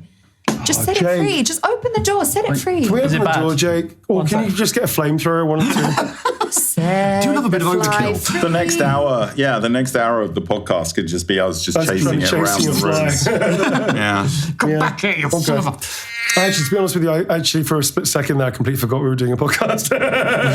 Which is like, just so No, not the electric No, it's here. It's like around here. It's right behind you. It's right here. Serious. It knows. It fucking knows. Not the face, not Just the face! set it free. Fucking terrified. There it is, it's here. It fucking knows. It's here, Jake there. has got an electric Set it zapper. free. It's really juicy. There. Yeah. Should we put some chocolate on the It's right zapper next or to you. something? It's right next to you there. It's near the door. No, it's there. Oh, no, there it is. There it is. It's there. It's on the arm. It's on. Yeah. It's on. It's on the All the fly. electric microphones. Hang on a second. I just like the idea that all of us get chain lightninged. This arm. We're having a bit of excitement. Marta, this may in fact be an edit Stay with point. me. Oh. Why are we so afraid of a fly? All of us like backing off, like, oh my god, there goes the fly. It just gets angry. You've angered it. You're back into a corner, Jake. It's angered now. That's I right. think we should open the door and usher it politely out. Would you please leave? Please leave, fly. There's some tasty poop in the toilet for you. Be gone. Be gone, There we fly. go. I think it went out. Well, wait, it I'm went gonna out. help, I'm gonna Jake, you might. I'll usher. Close the door. Close the door. No, it's No, open the doors and usher the Oh, fly it's gone. All out. right. I thought it. adding to the CV. This is the Fly backstage wrangling. footage that you guys need to Fly see. wrangling. Clem thinks this is the best truly- fun. I'll usher it. Come on, fly. We need some. Dev, like, fly whisperer. Come on. There it is. You, Where is it? we need to play zone defense here, okay? You do that zone and I'll. Where is There it? it is. Go on, you fucker. Next to me. There it is. It's here. Not the face. It's coming out. Not we go, the that one face, came not the out. face. That one. Oh, shit. Oh, they're two. I know it's playing. Oh my god, it's multiplied. All right, listen, we need a fucking defense. Okay. I know. You're going to take this corner over here. Dev's going to be on. You're going to be short end over here. I'll be the okay. tight corner. You guys, hug down. And hike. Oh, it's there. It's there. It's there. It's above you, Neil. It's right there. No, it's there. It's next to Jake. Neil Newbon fist fighting with a fly. And losing. And losing? Go. Let me just say losing. You need to usher the fly. It's next to Jake. Wait. Get it out. Is it go? Maybe? It's gone. Get it? Shut the door! No, it's still inside. No, it's still there. All right, you know what? It's now part of the cast. Fuck it. It's fine. The fly is now part of our cast. Leave the zapper. Fly, Yeah? wants to see me. Now it's going around the table. Let's maybe I'll leave that. I think it's I'm just going to hold it casually to myself. I didn't realise that's actually like a taser tennis racket. Yeah. Well, you got backstage footage. Yeah, that's not going to make the probably outtakes. All right. Don't mess with me, folks. What the hell are we doing? Moving on? I nicked the Thank you, Jake. octopus's Back to eye. the top of the order. Tom, it's back up to you. I'm Does the just going to hold octopus this get to for do you. anything? Oh, it did. It tried to grapple you. Yeah. Oh. It's only got one attack. It's only got one It's got attack. 8. It's not actually a live octopus. It's pretty dead. Oh, I see. So it's pretty kind shambling and moving pretty slowly. Unlike this It's fucking very fly. handsy. It's very handsy. Right, Fly. so it can't multitask, so it's a male octopus. Oh, very good. Very good. Okay. Yes, it's male. But it's very male. This thing on. I don't want to touch I it. know, sweetie. It was a lot of excitement there, wasn't it? Just going to hold this thing. It's right behind you. It's right It's there, actually that's right you. behind you. Yeah, just wave it ineffectually. I'm sure it'll occur. I don't want to touch this. Do you know what I mean? Don't We don't touch. I don't want to touch it. Like an electric fence. Like an electric fence. You see, Yeah. it's actually electric. That could be, So that could be tempted. also another hour of the podcast where we all just like line up. It's on your nose, Neil. Defibrillate me. Okay. So Tom, it is now the top of the order. It's your go. Am I in the water? Yes, you are. You're all in the water. Right. It's up to your chest, which is why, like, So I can't now do any very cool athletic things. You can try and like leap on it or something, or clamber onto it, or if you want. Are there any rocks nearby that I can get onto, and then from there, like? Yeah, you Do can a go. leap. You can sort of go behind it. There is actually behind it. There's a much bigger sort of like the rocks come out of the water and creates like a natural platform. Right. And in the background, you can see like another chamber through. which is where there's a waterfall. But that's much farther away. But there is some way you can clamber. If you swim past it, clamber up and turn around. I'm going to say with the move action, that's still going to... Okay, you can definitely do that on your move. Clambering up, getting ready. I'm going to say that unless it gets closer to you, you might want to hold your action till later and jump on it if these guys can push it towards you. You know what I mean? Sure. Is that going the same way as where Hench is? No, Hench has gone sort of He's like on the to beach. he's on the side of the cavern. Right. So you can swim to that, but that would take your whole action. I would say you'd have to dash. Okay. Yeah. I'll do that one then. So I'm going to head to the rocks. Okay. Where he is. No, behind it. No. Sure, behind it. The Okay. first one. Okay. So you clamber up on top of the rocks. You actually see. So I know you're in combat with this thing. This is boring. Don't want to put this. I'm holding this fucking. Are you just hoping that the I'm just hoping the fly will I have actually a go question. into this What thing. about if you can't be leave asked it to on chase you, there just die. and the fly lands on it? Yeah, but you have to press the button. Yeah. You can't leave it on? No, this is the light to attract it, which is doing fuck all, Jake. I'm sorry. I've actually seen it recently. I think we're just going to allow the fly to be a fly. Yeah. I think it's okay. After we're done, I'll try. Although that I'll spend time trying to get rid of it. You're going to spend the whole of lunch. Otherwise, I you don't will. get lunch, Jake. Okay. Wow. My lunch will be the fly. Am I reading the service contract with Pitstop correctly? That if you don't do everything that I say, I can withhold lunch? Wow. Oh, sure. I'll check the contract. Taskmaster Newbon. Taskmaster Newbon. I'm joking, obviously. So yes, you see Thomas T. Thompson he splashes forward very powerfully in his kaiju way and leaps up on top of the rocks that are behind the octopus and sort of holds almost like he's about to pounce, like getting ready in the sort of shape, like water dripping off his scales, holding his axe up high, looking at you guys to see what you're doing. I figure that I guess he's trying to do. He wants us to distract it while he can have time to kind of clamber on its back. Yeah, So but before you do anything, the octopus is going to strike at you. the octopus has to go. Yeah, right. So the octopus sort of doesn't really follow him. It's clearly quite mindless, this thing, and it just seems to be going towards proximity. So immediately turns on you, and its other tentacles sort of splash up water and try and snake around you. Ooh. You're going to have to make a grapple defense. So you can use dexterity, your dexterity bonus. That's higher. You're going to have to roll against a DC of, I think it was 11. Otherwise, you're going to be grappled by this thing. Cool. All right, here we go. It's a 17 plus 3, 20. Dirty 20, very good. Okay, again, this tentacle snakes out the water, tries to wrap it around your leg. But you've had experience, obviously.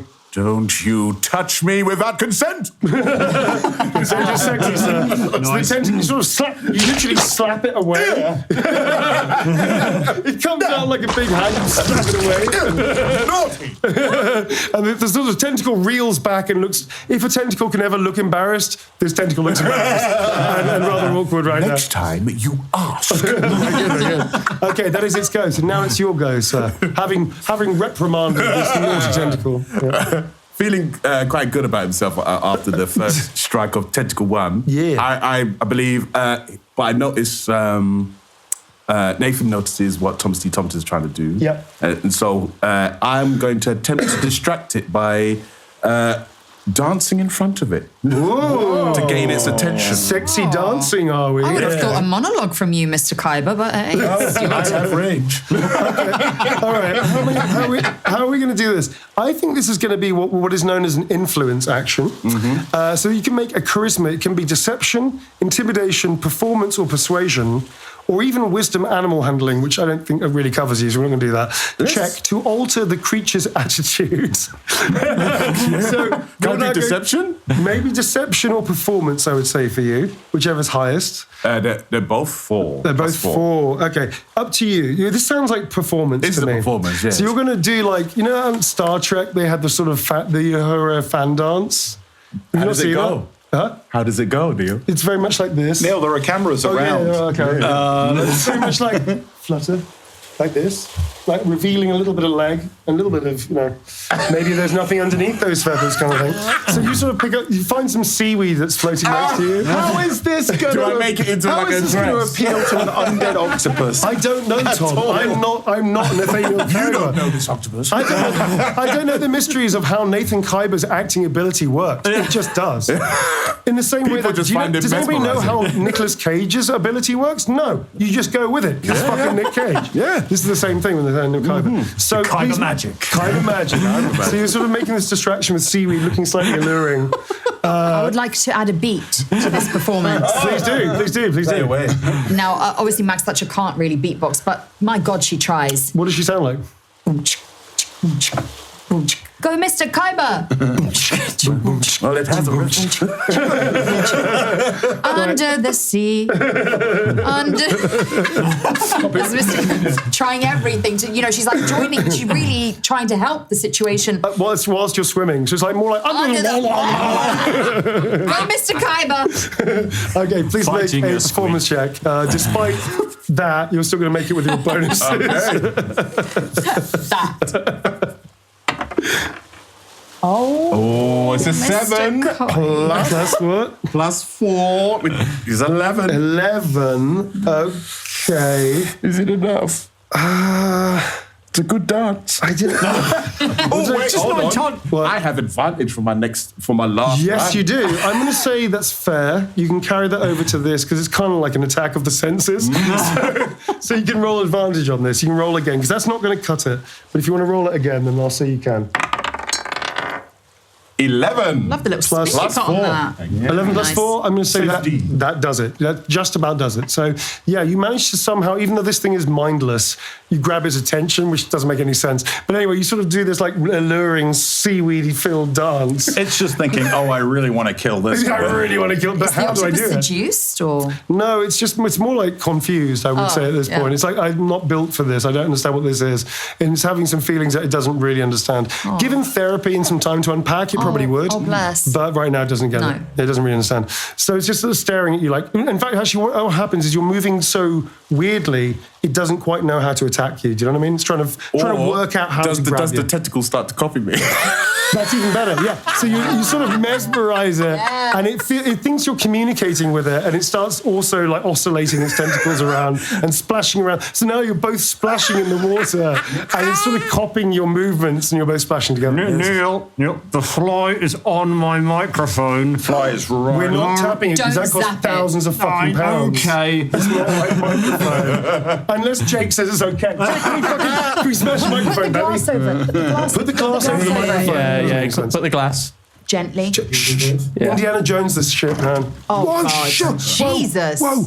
Just don't fucking think to go. Just put it. There we go. Whoa, There we whoa, go. Try it. Put your hand over it. There we go. Whoa, Now go and set it free. Got you. Don't set it free. Fella. Set it free. But No, outside. here. No, Somewhere not else. in here. Okay, I'll give it to the dog. Yeah, you Yes, Dad, you're so clever. You're welcome, everybody. Don't worry about it. Fucking hell. Thank you, Dev. That was very clever. He spent 5 minutes just looking at it. Thank you, Dev. You're very welcome. Well, I kind of feel that Hey, Clym took... just- I saw Clym trying to gesture to me while I was dancing, and I was like, what's he gesturing? I thought he was just saying you were doing such a great job, like your big thumbs up to your fellow castmate, you know. bless. I'll take Bless him. Has the fly been released? Well done, guys. And all Well done, done everybody. without harming the fly. Next time someone comes through that door, that fly is just going to stroll right back in after it. Yeah, but then when Dev's out of the room, we're going to kill it. We zapped it outside, guys. Yeah, went right out the window. Jake shaking his head, he didn't kill it after all. Are you having treats or is the dog I'm having giving the treats? dog. Yeah, I'm going to eat dog kibble now in front of everyone. It's Yeah, your massive dog biscuit addiction. Listen, I know you've been... listen. I'd say- Listen. Some people, it's hard drugs. For me, it's dog biscuits. Okay, I think that's probably better. Okay, so We were what we do? communicating with the octopus. Yes, the octopus is just mesmerised by your movements and is now copying what you're doing. Okie dokie, next up is Hench. You're now on wet, but on rock, so you can stand up properly and do something if you want. Yeah, I can't fire any offensive spells, otherwise I'm going to catch these guys. So. You can totally fire offensive spells. I know you'd love it. It's like you're in a monologue. I'm like you're in a monologue. Go on, do it. Go on, prove your worth. Fling the spell. Do it. They'll be fine. Try it. They're covered in water anyway. It's fine. you just got electricity spells. Is that what you're just Oh my God, I really want you to do it now. What do you want to do, Hench? No, I've got Ice Knife, but that's about it for offensive spells. You can do an ice knife. It's actually not an area effect attack, is it? Don't think it is. Okay. That's It's like 1d10. firing it'd be like You throwing a can knife at it. throw the ice knife. Yeah, man. Come on, you wimp. You coward. Okay. And that's what we call an encouraging working atmosphere. That's how we play D&D. Come on, you wimp. Do something. Oh, man. Okay, I'm going to take my sodden I've never seen you like that. I know. It was very funny. I know, I cried. Flip it open. Separate the pages. This is what happens when you get me in a geeky environment like D&D or playing computer games. I do have this thing that only a few of my friends have ever seen. Tom has seen it many times, of giggling like a school child so hard that I start breaking down and crying and I can't do anything. I get I incapacitated. love it. I've seen you in a geeky environment. I've never seen that. No, I know. And what was it that did it? It was the cookie that had the. Oh, the cookie with the note. Oh, you are going to love this one now. All right, so tell us the rules of how ice. Is it ice knife? Ice knife. Tell us how this works. You create a shard of ice and fling it at one creature within range. Make a ranged spell attack against the target. On hit, the target takes 1d10 piercing damage. Hit or miss, the shard then explodes. Ooh. The target and each creature within 5 feet must then succeed on a dexterity saving throw. Will take 2d6 cold damage. Yay! Holy That's a great crap. spell. Yo, everyone's getting hit. Everyone's getting hit. Now, do I aim it behind them because I know what this thing does, given the fact that I don't know because I've only just realised I can do this? You don't know the effects. You know that you can do something. I'm going to say that you know the effects, but your character, I feel, in fairness to the story, would not know. Are you okay with your biscuits there? I'm all right. Do you want to keep pulling that? I'm trying to be mother. Just okay? wait until I talk. I'm being mother. I'm sorry. Are we going to have to do that again? You know, that looks very much like the note that was sellotaped on top of the street.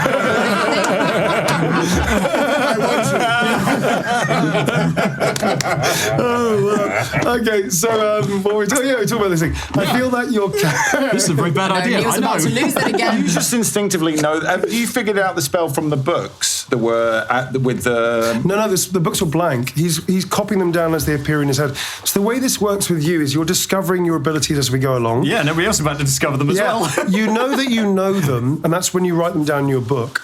I'm going to say, in fairness, then, you know kind of what's going to happen. Right. So you're not completely clueless as to this spell. Yeah. Maybe, I'm going to say, I don't know whether or not you know the after effects of it or not. Let's make it up to chance. I'm going to roll a D100. Okay. I'm going to give you a 25% chance of knowing exactly how it works. That seems fair. Otherwise, you'll know mostly how it works, I Right. feel. You lucky little gnome. That's a 10. So yes, as you're about to conjure this ice knife, you do know, oh shit, there's actually going to be an after effect, which is going to be an area of effect around it. So you can make a decision now based on knowing exactly how the spell works. Yeah, because this thing, if I bury it in this, it'll explode doing that amount of damage to it. I'm going to say the water's going to half the distance of the area effect. So it'll only hit Nathan. Do I like Nathan? Yes, that's actually the next question I was going to ask him. Do you like Nathan? I think the character is having real problems with being so useless, and it desperately wants to do something. All right, I think that's fair enough. Hit it. That's a 4 and a complete miss. So, can you do me a favour? Yeah. You're firing that way. Can you roll a d6 quickly for me? Is it D12 or a D6? Oh. A d6. That's a 4. Okay, I'm going to say it's going to go behind it, which is where Tom's character is standing. So it's sort of like you sort of find it, and the force of the knife. You do this flourish with the knife. Yeah. How do you do it? Actually, show me how you cast ice knife. And obviously, this is an audio medium, so we'll have to describe what you're doing. I spin the hair! Okay, so you just literally like a hand out or a fling. Yeah. Okay, you do that, but your build-up is so, because it's the first time you've done it, you have the instinct to do it, but you sort of fling too far. The knife travels over the top of this octopus and pretty much goes straight towards Thomas C. Thompson. Okay. So please read out what Tom has to do to avoid getting hit by this thing. He can't avoid it. Am I in ready? Yeah. He's going to take that hit. You're getting ready, so I'm going to give you the an exploding damage. He has to do a successful dexterity save. Okay, I'm going to say because you're getting ready to do something, you're going to get advantage on your dex change. So it's a dexterity saving. I got +2 to dex. Is that your saving throw, though? It's slightly different sometimes. How do you find that out? It should be under saving I think it's throws. underneath it. Oh, saving throws, yeah. Dex +2, yes. Dex +2. Okay, so you get advantage on this roll. So you roll twice. And you need to get over. What is the DC of this, please? DC, not sure. 2 seconds. Just finding it. I'm going to say it's 10. Why not? Okay. It's a Dex 10. You got +2 to your roll. 15. 18, actually, so it was a dirty 20. Dirty 20. Okay, you see Hench just go, and you realise whatever he's about to throw, he's going for you. Yeah. Which, if you stop and think about it, kind of makes a little bit of sense. You know what I mean? Oh, sorry, I didn't I mean like to the way aim that for we're you. basically... We are not gelled as a team. Absolutely We're not. a fucking shambles, frankly. It's amazing you guys actually haven't stabbed each other. So he flings this ice knife. It's coming straight at you. I'm going to say you can dodge out the way, but you're going to lose your action to do so. Oh, I'm definitely dodging that shit. No, I know you are. I'm just saying what it happens is the repercussion of this is it stops you taking your action. So I couldn't fold my awesome dodge into a jump where I attack the... You can on a successful athletics roll, I'm going to say. Then you can get to do that. All right. You have to make an athletics roll for me to dodge and leap instinctively and quickly out of the way into an attack. Yeah. If you make this, it's going to look very cool. Just Athletics saying. +4. Yeah, that's What am good. I rolling? You're rolling under a DC of, I'm going to say DC 15. Okay. Damn, just missed it. That was a 9. Okay, 13. so here's an interesting thing that we haven't covered yet. 9, that's 13, Yeah. which is just slightly under by 2. Sometimes up to the DM's discretion, the drama master. I didn't mention at the top of the thing, but I thought I'd just squeeze that in right now. You can make a success with consequences. It is sometimes when you miss it only by a sliver, there is such a thing, which is a homegrown rule, which I believe now is actually in the rules. Usually it's if you miss it by 1. I'm going to say 2 is okay. So it's like, for instance, I hit it, but it's a belly flop. Yeah, you're going to succeed, but there's consequences to your success. So you're going to be able to make an attack roll and you'll be able to damage it normally, but you are going to belly flop into the water whilst you do that, and that's going to give you 1d4 hit. That's going to give you damage of 1d4. Okay. You're going to take it right on your tummy, and you're going to be flat onto the surface, and it's going to really sting your tummy. Yeah. Okay, even though you got scales, it's going to hurt. So you get to do an attack roll as normal, plus your damage if you're on a successful strike with your axe. That's a strength. Is that a... That's an attack roll of 11. It's AC 11. So you got 11, but you got +2 to your roll because you got strength bonus, right? Yeah. Yeah. So then you're going to do that and roll your damage if you're successful, and then you're going to take 1d4 of belly flop damage. Okay. That's an 8. 9, 10. 9, 10. Okay, so you miss. So basically, you sort of leap out the way of the ice knife into this attack. You sort of hit the side of the octopus, but it's so rubbery. Your hand axe bounces off it, and you belly flop straight onto the water. Do I get some kind of toughness saving? No, you thing? do not. No. It is belly flop damage, the most dangerous damage in water. Damage. The worst kind.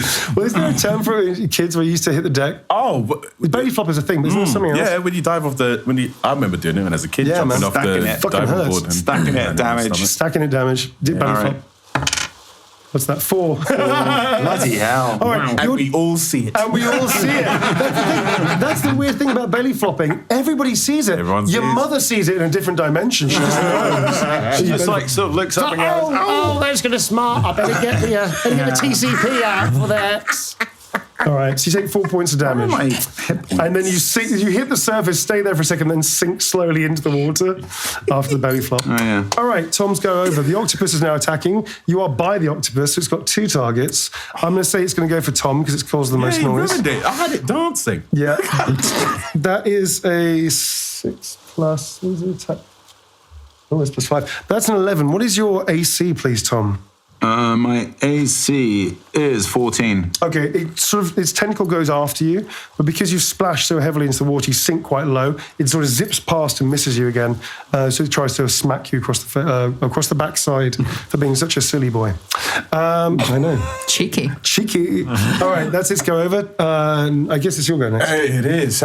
Well, my dancing was useless as a distraction technique. Not totally. Well, it was a good distraction technique. It just didn't. The plan didn't fall through because we just haven't gelled as a team properly, and so. Yeah, I mean, I'm probably there. Everyone else is probably standing there. Well, not Mags, but to be fair, Hench probably missed the ice dagger because he was like looking at the weird dancing, the alluring seaweed going on. Both of us just stood there like, what is he doing? Yeah, but I also psychologically, I like the idea that psychologically, like as a Freudian thing, he actually aimed at you without realizing what he was doing. Do you know what I mean? Wow. Like, do you know what I mean? Like a little bit of that. Little bit of resentment coming through, perhaps. A little bit of... Who knows? We'll find out, I guess. Well, do you know what? I think Nathan Kuiper is disappointed. The three of you lot. Yeah, you've just nicked it. You're throwing darts at the wrong person. Oh, by the way, as I do the belly flop, I do go, as I swing wildly with my axe, I do go, bench! Bench! And then hit the water. Why you bench? Okay, so it's your go. Quick question, folks. Are we good with what food are we up for today? Are we taking a little break? We're going to be taking a break in a second. Yeah, I need to order some food. Do you want me to attack first? Yes, please. Hurry up, Nathan.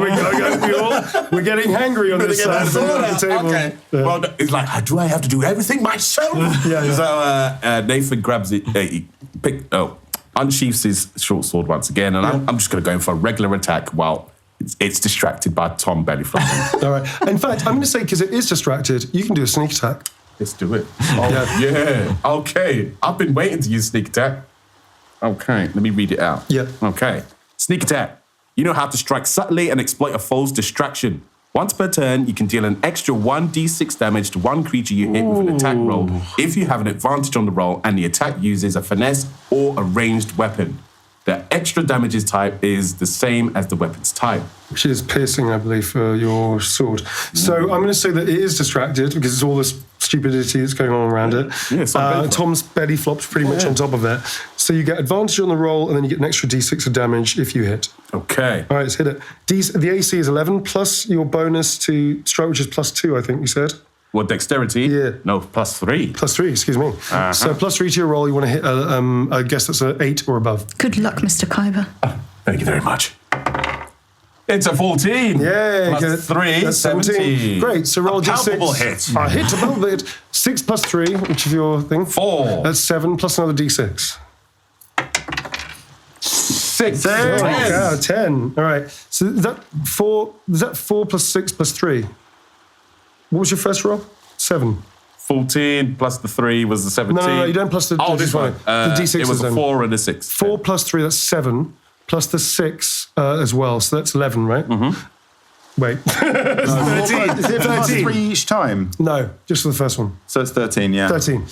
Holy 13 shit, dude. You're that's fucking... like That's a really big hit for you guys. I'll show you how it's done. Oh my God. Like, just all of you, like, you're sort of in the combat. You know, have one of those moments where you step out of your own body, like a moment of, I can't remember what it's called now. You just literally have like an out-of-body experience.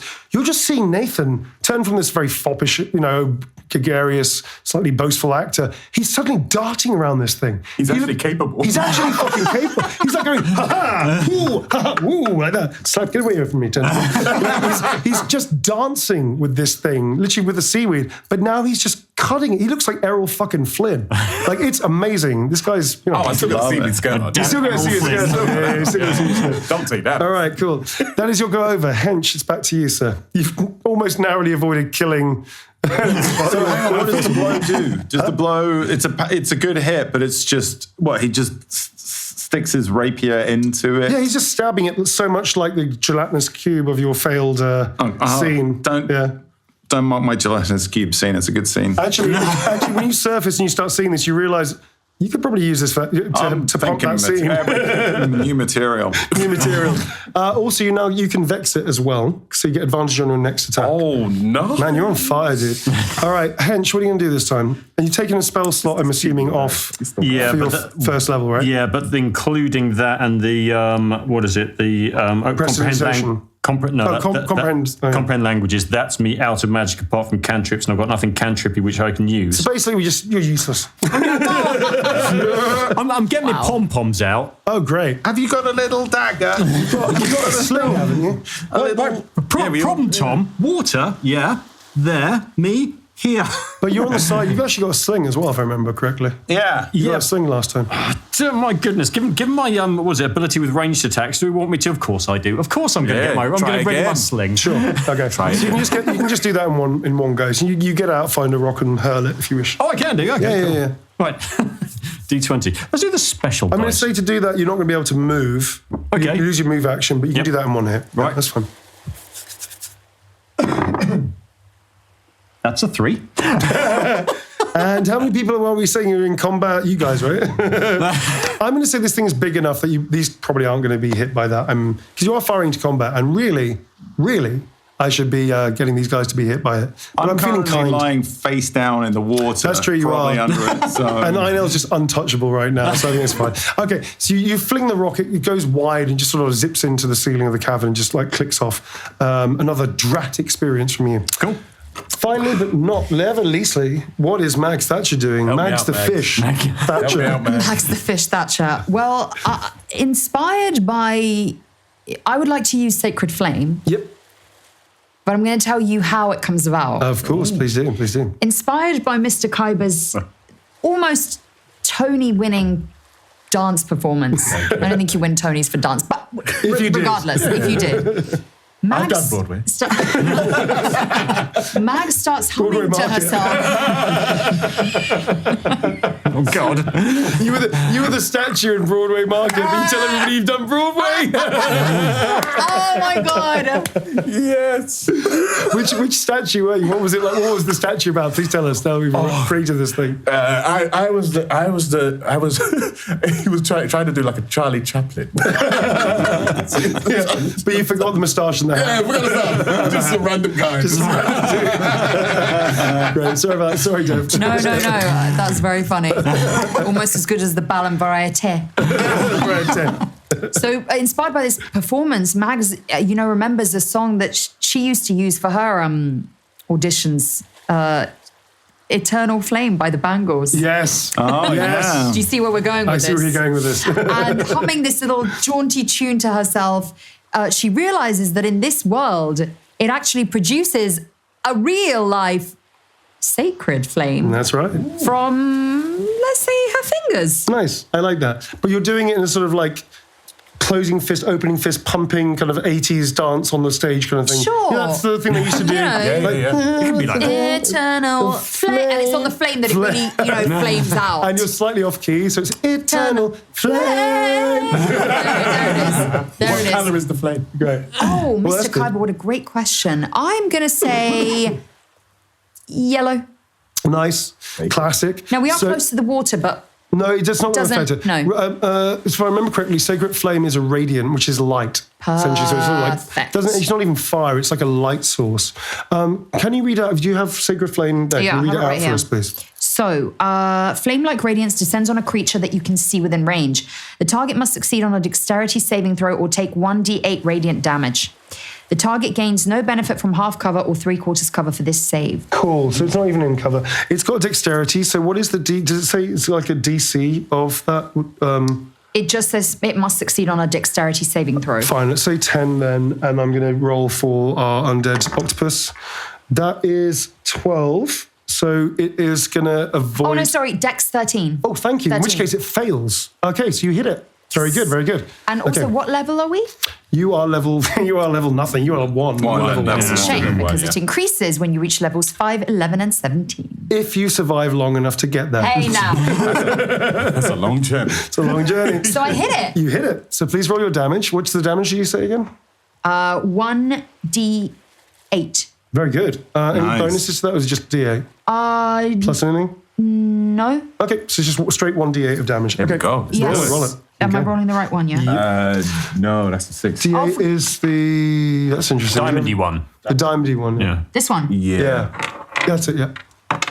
4. Not bad, not bad. Okay, very good. So you strike it, You illuminate it, and it sort of like just ripples a little bit. It's like flesh, sort of like it's sunburning very quickly. Yeah. I'm going to say. calamari. I've just given it a pull. It smells just like Grilled calamari, my favourite. All of you get this wafting hit of calamari. Peckish. I must ring up Jeeves and tell him what to make me for dinner this evening. Oh, Yes, no. milady.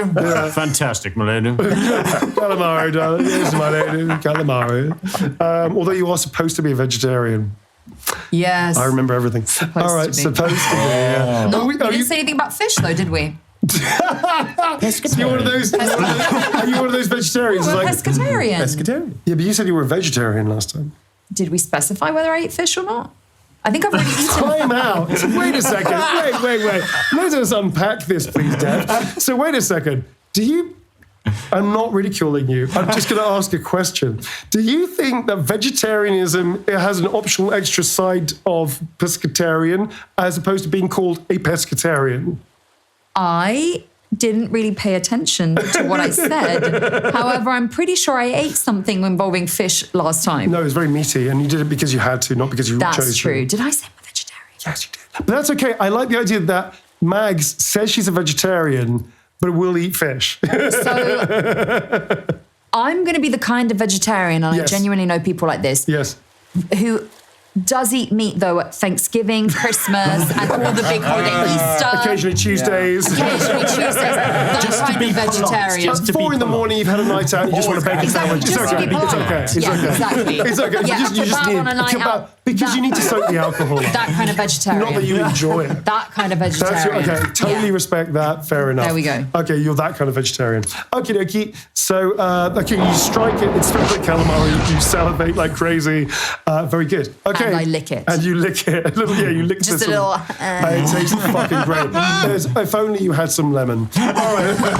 So the thing, so you've just belly flopped. You sort of rise back up.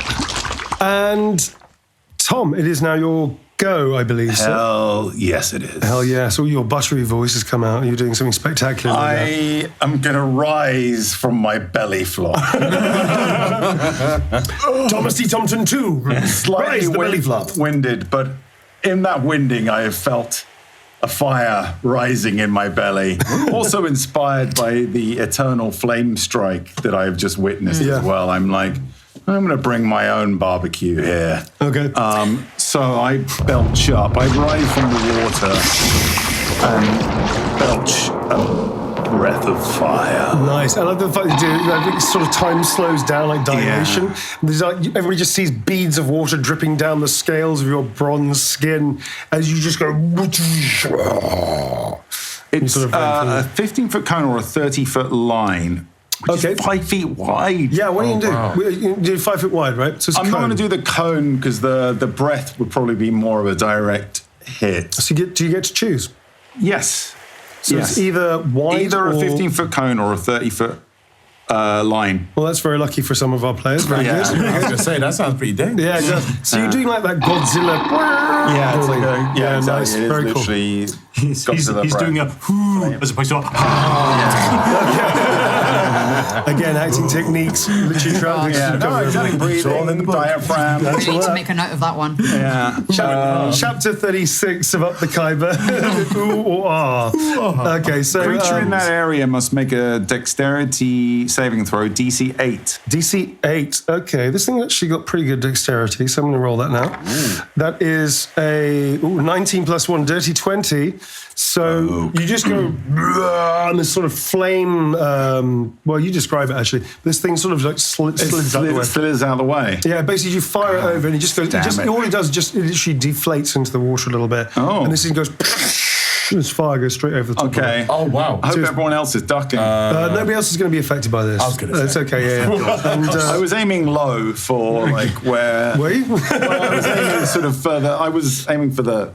Yeah. You know, I'm behind it as well. Well, you basically hit the water with it, and then you just sort of cascade up because there's quite a kick to this thing. Yeah. So you haven't quite got the. Let's say for narrative purposes, you haven't quite got the control of this yet. It's only the second time you've used it. Yeah. So you sort of hit the water, and because of the kickback that this thing has with your entire body, your head lifts up, it just rises up and smashes into the cavern I like ceiling. that. Just like, All right. across. Okay, it's go. It doesn't have any feelings. It's quite. I'm glad I've not hurt its feelings. No, yeah, right, it's quite thick-skinned. So this thing's. Sorry, that was terrible. That was really bad. I apologise for that joke. This thing is going to go in to attack you. It sort of back tentacle slaps you. What's your AC? My AC is 14. Yeah, that's going to hit. So its back tentacle slaps you across the face, actually. I know. And it's going to hit you for... I'm going to roll for damage. It does have a standard damage thing I can do, but let's roll for it. D8... It's a D8 plus 3 bludgeoning damage. Holy cannoli. That is a... Someone's getting hit. Yeah, man. But that is a 9 points of damage. Oh, wow. You're going to take. I don't Damn. What is your health points, actually? I'm on 10. So You ain't gonna make it. Wow, so you're down to 1. Okay, it just goes no. boom, boom. And basically, I'm going to say with such a heavy hit, it lifts you off your feet. And actually, you splash back into the water behind you. Oof. It's not going to stop you taking an action or movement. It's going to halve your movement, let's say, because you're in water. But it smashes you back, and you just go whoosh, and sort of steam, because your face is still pretty hot from the breath weapon. The steam starts bubbling and starts rising up, and you sort of smash back, and the area around you is like steaming on the top of the water there. I don't know what you were attempting to do there, but it didn't work. Indeed. Listen, right? Writers take hits and keep on riding. You know, we keep on trucking. That's it. Okay, it is now Inel's go. Right. You are dancing like Errol Flynn, sir. Let me show you how it's done. I'm going in for another strike. This time, though, I'm going to go for the face. Yeah. I've just been doing tentacles. Right. And, tentacles are easy. Yeah. You're getting right in its grill. Listen, yeah. You weren't Ray Winston. You always used to say, listen, got to get in the right in the grill. Funny you should say that. I actually worked with him once. Please tell us, Mr. Kuiper, but not right now. So you've got an advantage on this roll because you vexed last time again. Indeed. So this is advantage attack. Its AC is 11. And you've got plus 2, was it? What did we say? Plus 3 on the Plus 3. dexterity. Plus so 3. I want to go for the mouth. Yeah. I figured if I shove the sword right in the mouth, that's gonna hurt me. And it does have one of those it's like a beak's mouth kind of thing, like a beak. So you can sort of slam it straight into it. Okay. Roll your advantaged attack roll. Let's do it. Yeah. Against an 11. It's 14 plus 3. That's going to hit. 17. Okay, very good. So it's a D6 plus, what did we say it was last time? 3, I think it was. Mm-hmm. Yeah. Oh, sorry, that's a bum roll. In the crotch. Oh, it's a 1. 1, okay, 4 points of damage. So you do nick in and you just slash it across its beak. Part of the beak breaks a little bit. It's not enough to stop it, but you're still whittling away, which is very good. So you sort of, and a little bit of the cracked beak comes off. It's looking pretty fucking, pretty slow. I've done and sloppy. 75% of all the damage. You have actually, yeah. It's definitely if such an undead octopus thing can be on its knees because it hasn't got any knees. Okay. It's essentially what octopus would be the equivalent of being on its knees now. I don't know what that is. Does it go into like an angered state or is it just weak? It's pretty fucking mindless and pretty stupid. To the point where you almost feel sorry for it, almost. It is now Hench's go. Oh, do we You've been doing so well. Yes. I think you just keep doing what you're doing, man. The coup de grace. The coup de grace. So patronising. Just keep doing what you're doing. Using every tool in the box. Oh, little boy, you're doing so well. You're doing... look at you. You're so Just great. keep going. Keep going. I'm going to sling it. You're going to sling it again. I believe in you. One second, hang on a sec. Hello? No, it's gone. Dudes outside, please. Mike has already gone. I thought you were doing a bit. No, I thought I was doing a bit too. I was doing a bit, but the rider put down the phone and he missed his opportunity for glory. He's now not, I was going to include him, I was going to put him on speaker and include him in the actual podcast. Wow. He fucked up. He missed his... Roberto fucked up. He could have been in the podcast. He's He missed it, man. He missed it, dude. He screwed up. Jake, can you please tell Mike there's 2 riders? So he has to wait. Okay, I will, yeah. Thank you. Who's next? What are we doing? I can't remember. I am trying to throw a sling at it. Try not to hit my Sling party it. members. Yeah. 13. That's going to hit it. That's cool. Okay, now I think a sling is D4. That sounds about right. D4. Yeah. Any pluses or you got no bonuses? I guess? I've got a -1 to strength, so it might be -1 damage. No, it's a range attack, which is dexterity. I get a +2 on that. There you go. So D4 +2. That's a 4. That's a 6 in total. Very good. Okay, you throw it out. Again, it cracks this beak across the other side. So it's definitely, the beak's sort of like falling apart now, which is cool. And I'm going to say, it did quite a lot of damage, which is good. Nice. This thing is bloody. This thing is very nearly dead. Dev, so one more strike might do the thing. Okay. Oh, well, I don't know then. What are you going to do? Well, I was going to use my spell scroll. Yeah, go ahead.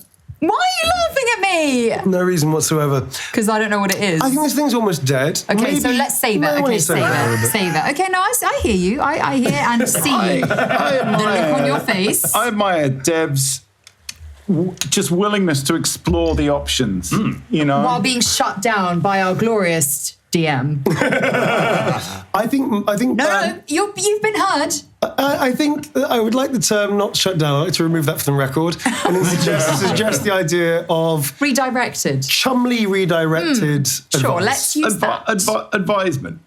Advisement. Yeah. Heavily influenced. Winking whilst I'm saying it. I think. In that case, young man, I would like to use an arrow in my short bow. Okay. Yep. Oh, snap, I forgot you had a bow. Yeah. You're going to have to do one of those cool maneuvers. So you can't do it like this because you're in the water. You have to do it like that, which is deeply... By the way, this is an audio medium. I know this is an audio medium. I'm doing the cool stealthing Skyrim. It's sort of horizontal. The horizontal fucking thing, which just looks badass. Yeah. You're basically now 10% cooler than you were. I'm very badass. I would like to do that. Cool. All right, it's a ranged attack, so it's dexterity roll against... So your bonus for dexterity, which I think is like +3, right? 1 second. What are the bonuses? Dexterity is +1. +1. On your bow, short bow, you may have an additional attack roll bonus. All right, 1 sec. Can't remember quite how this works. I'm probably, by the way, folks at home, I'm a bit rusty at DMing. I'm going to be honest. I've been playing D&D so much as a character that my DMing is probably a bit rusty. Mistakes have been made. I apologise for none of it, so deal with that. So just in case people are going, that's not how you do it. It's like, well, we're learning. It's fine.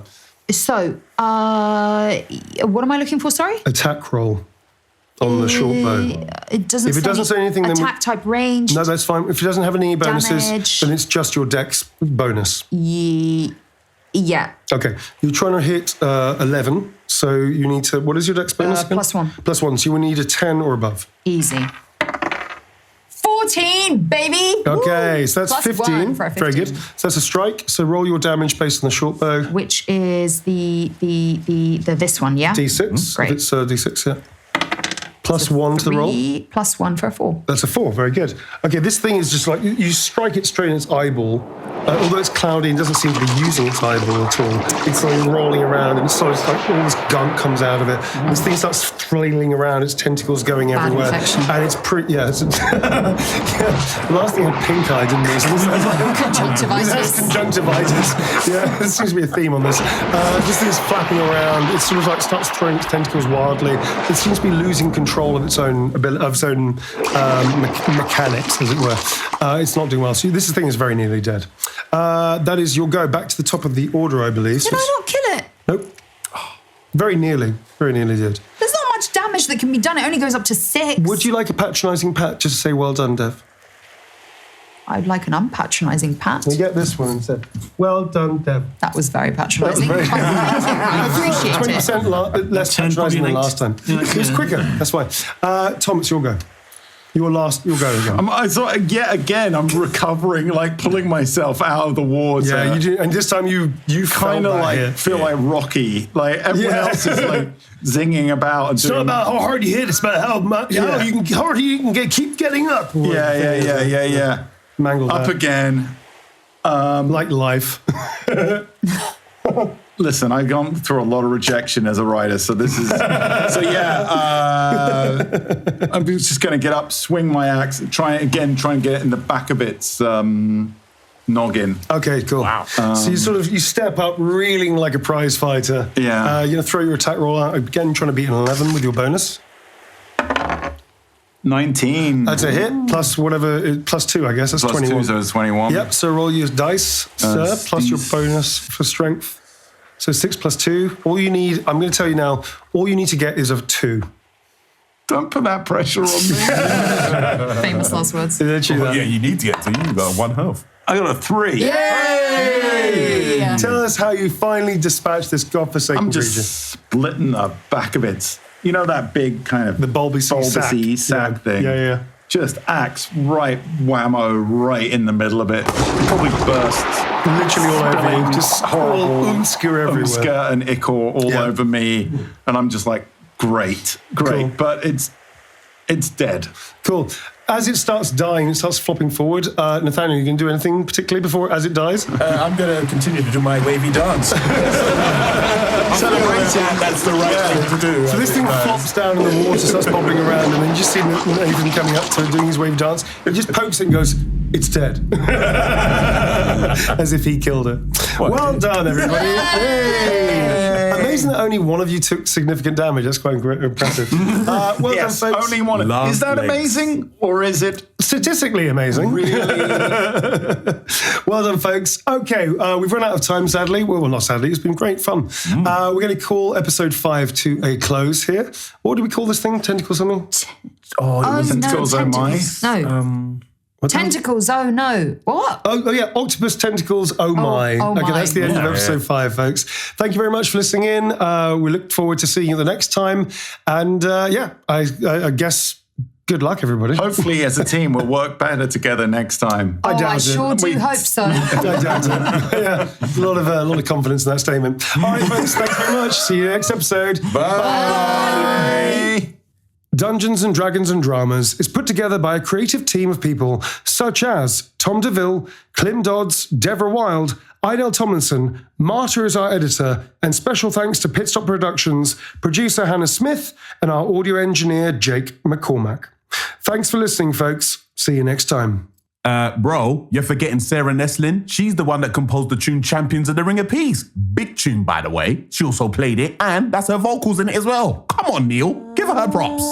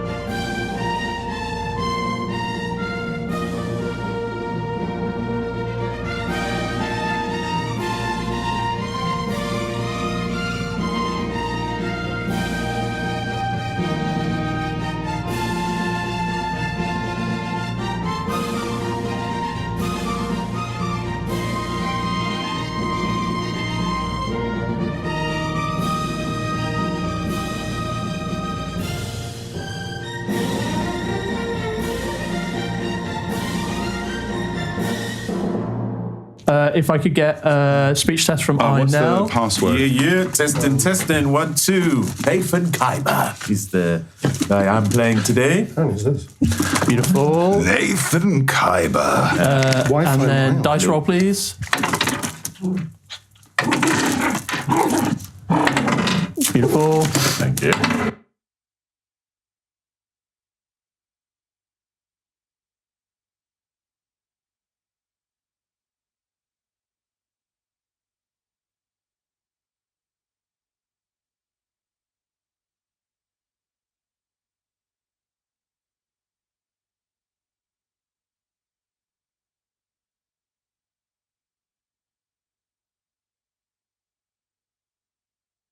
Dungeons and Dragons and Dramas is put together by a creative team of people such as Tom DeVille, Clym Dodds, Devora Wilde, Inel Tomlinson, Marta is our editor, and special thanks to Pitstop Productions, producer Hannah Smith, and our audio engineer Jake McCormack.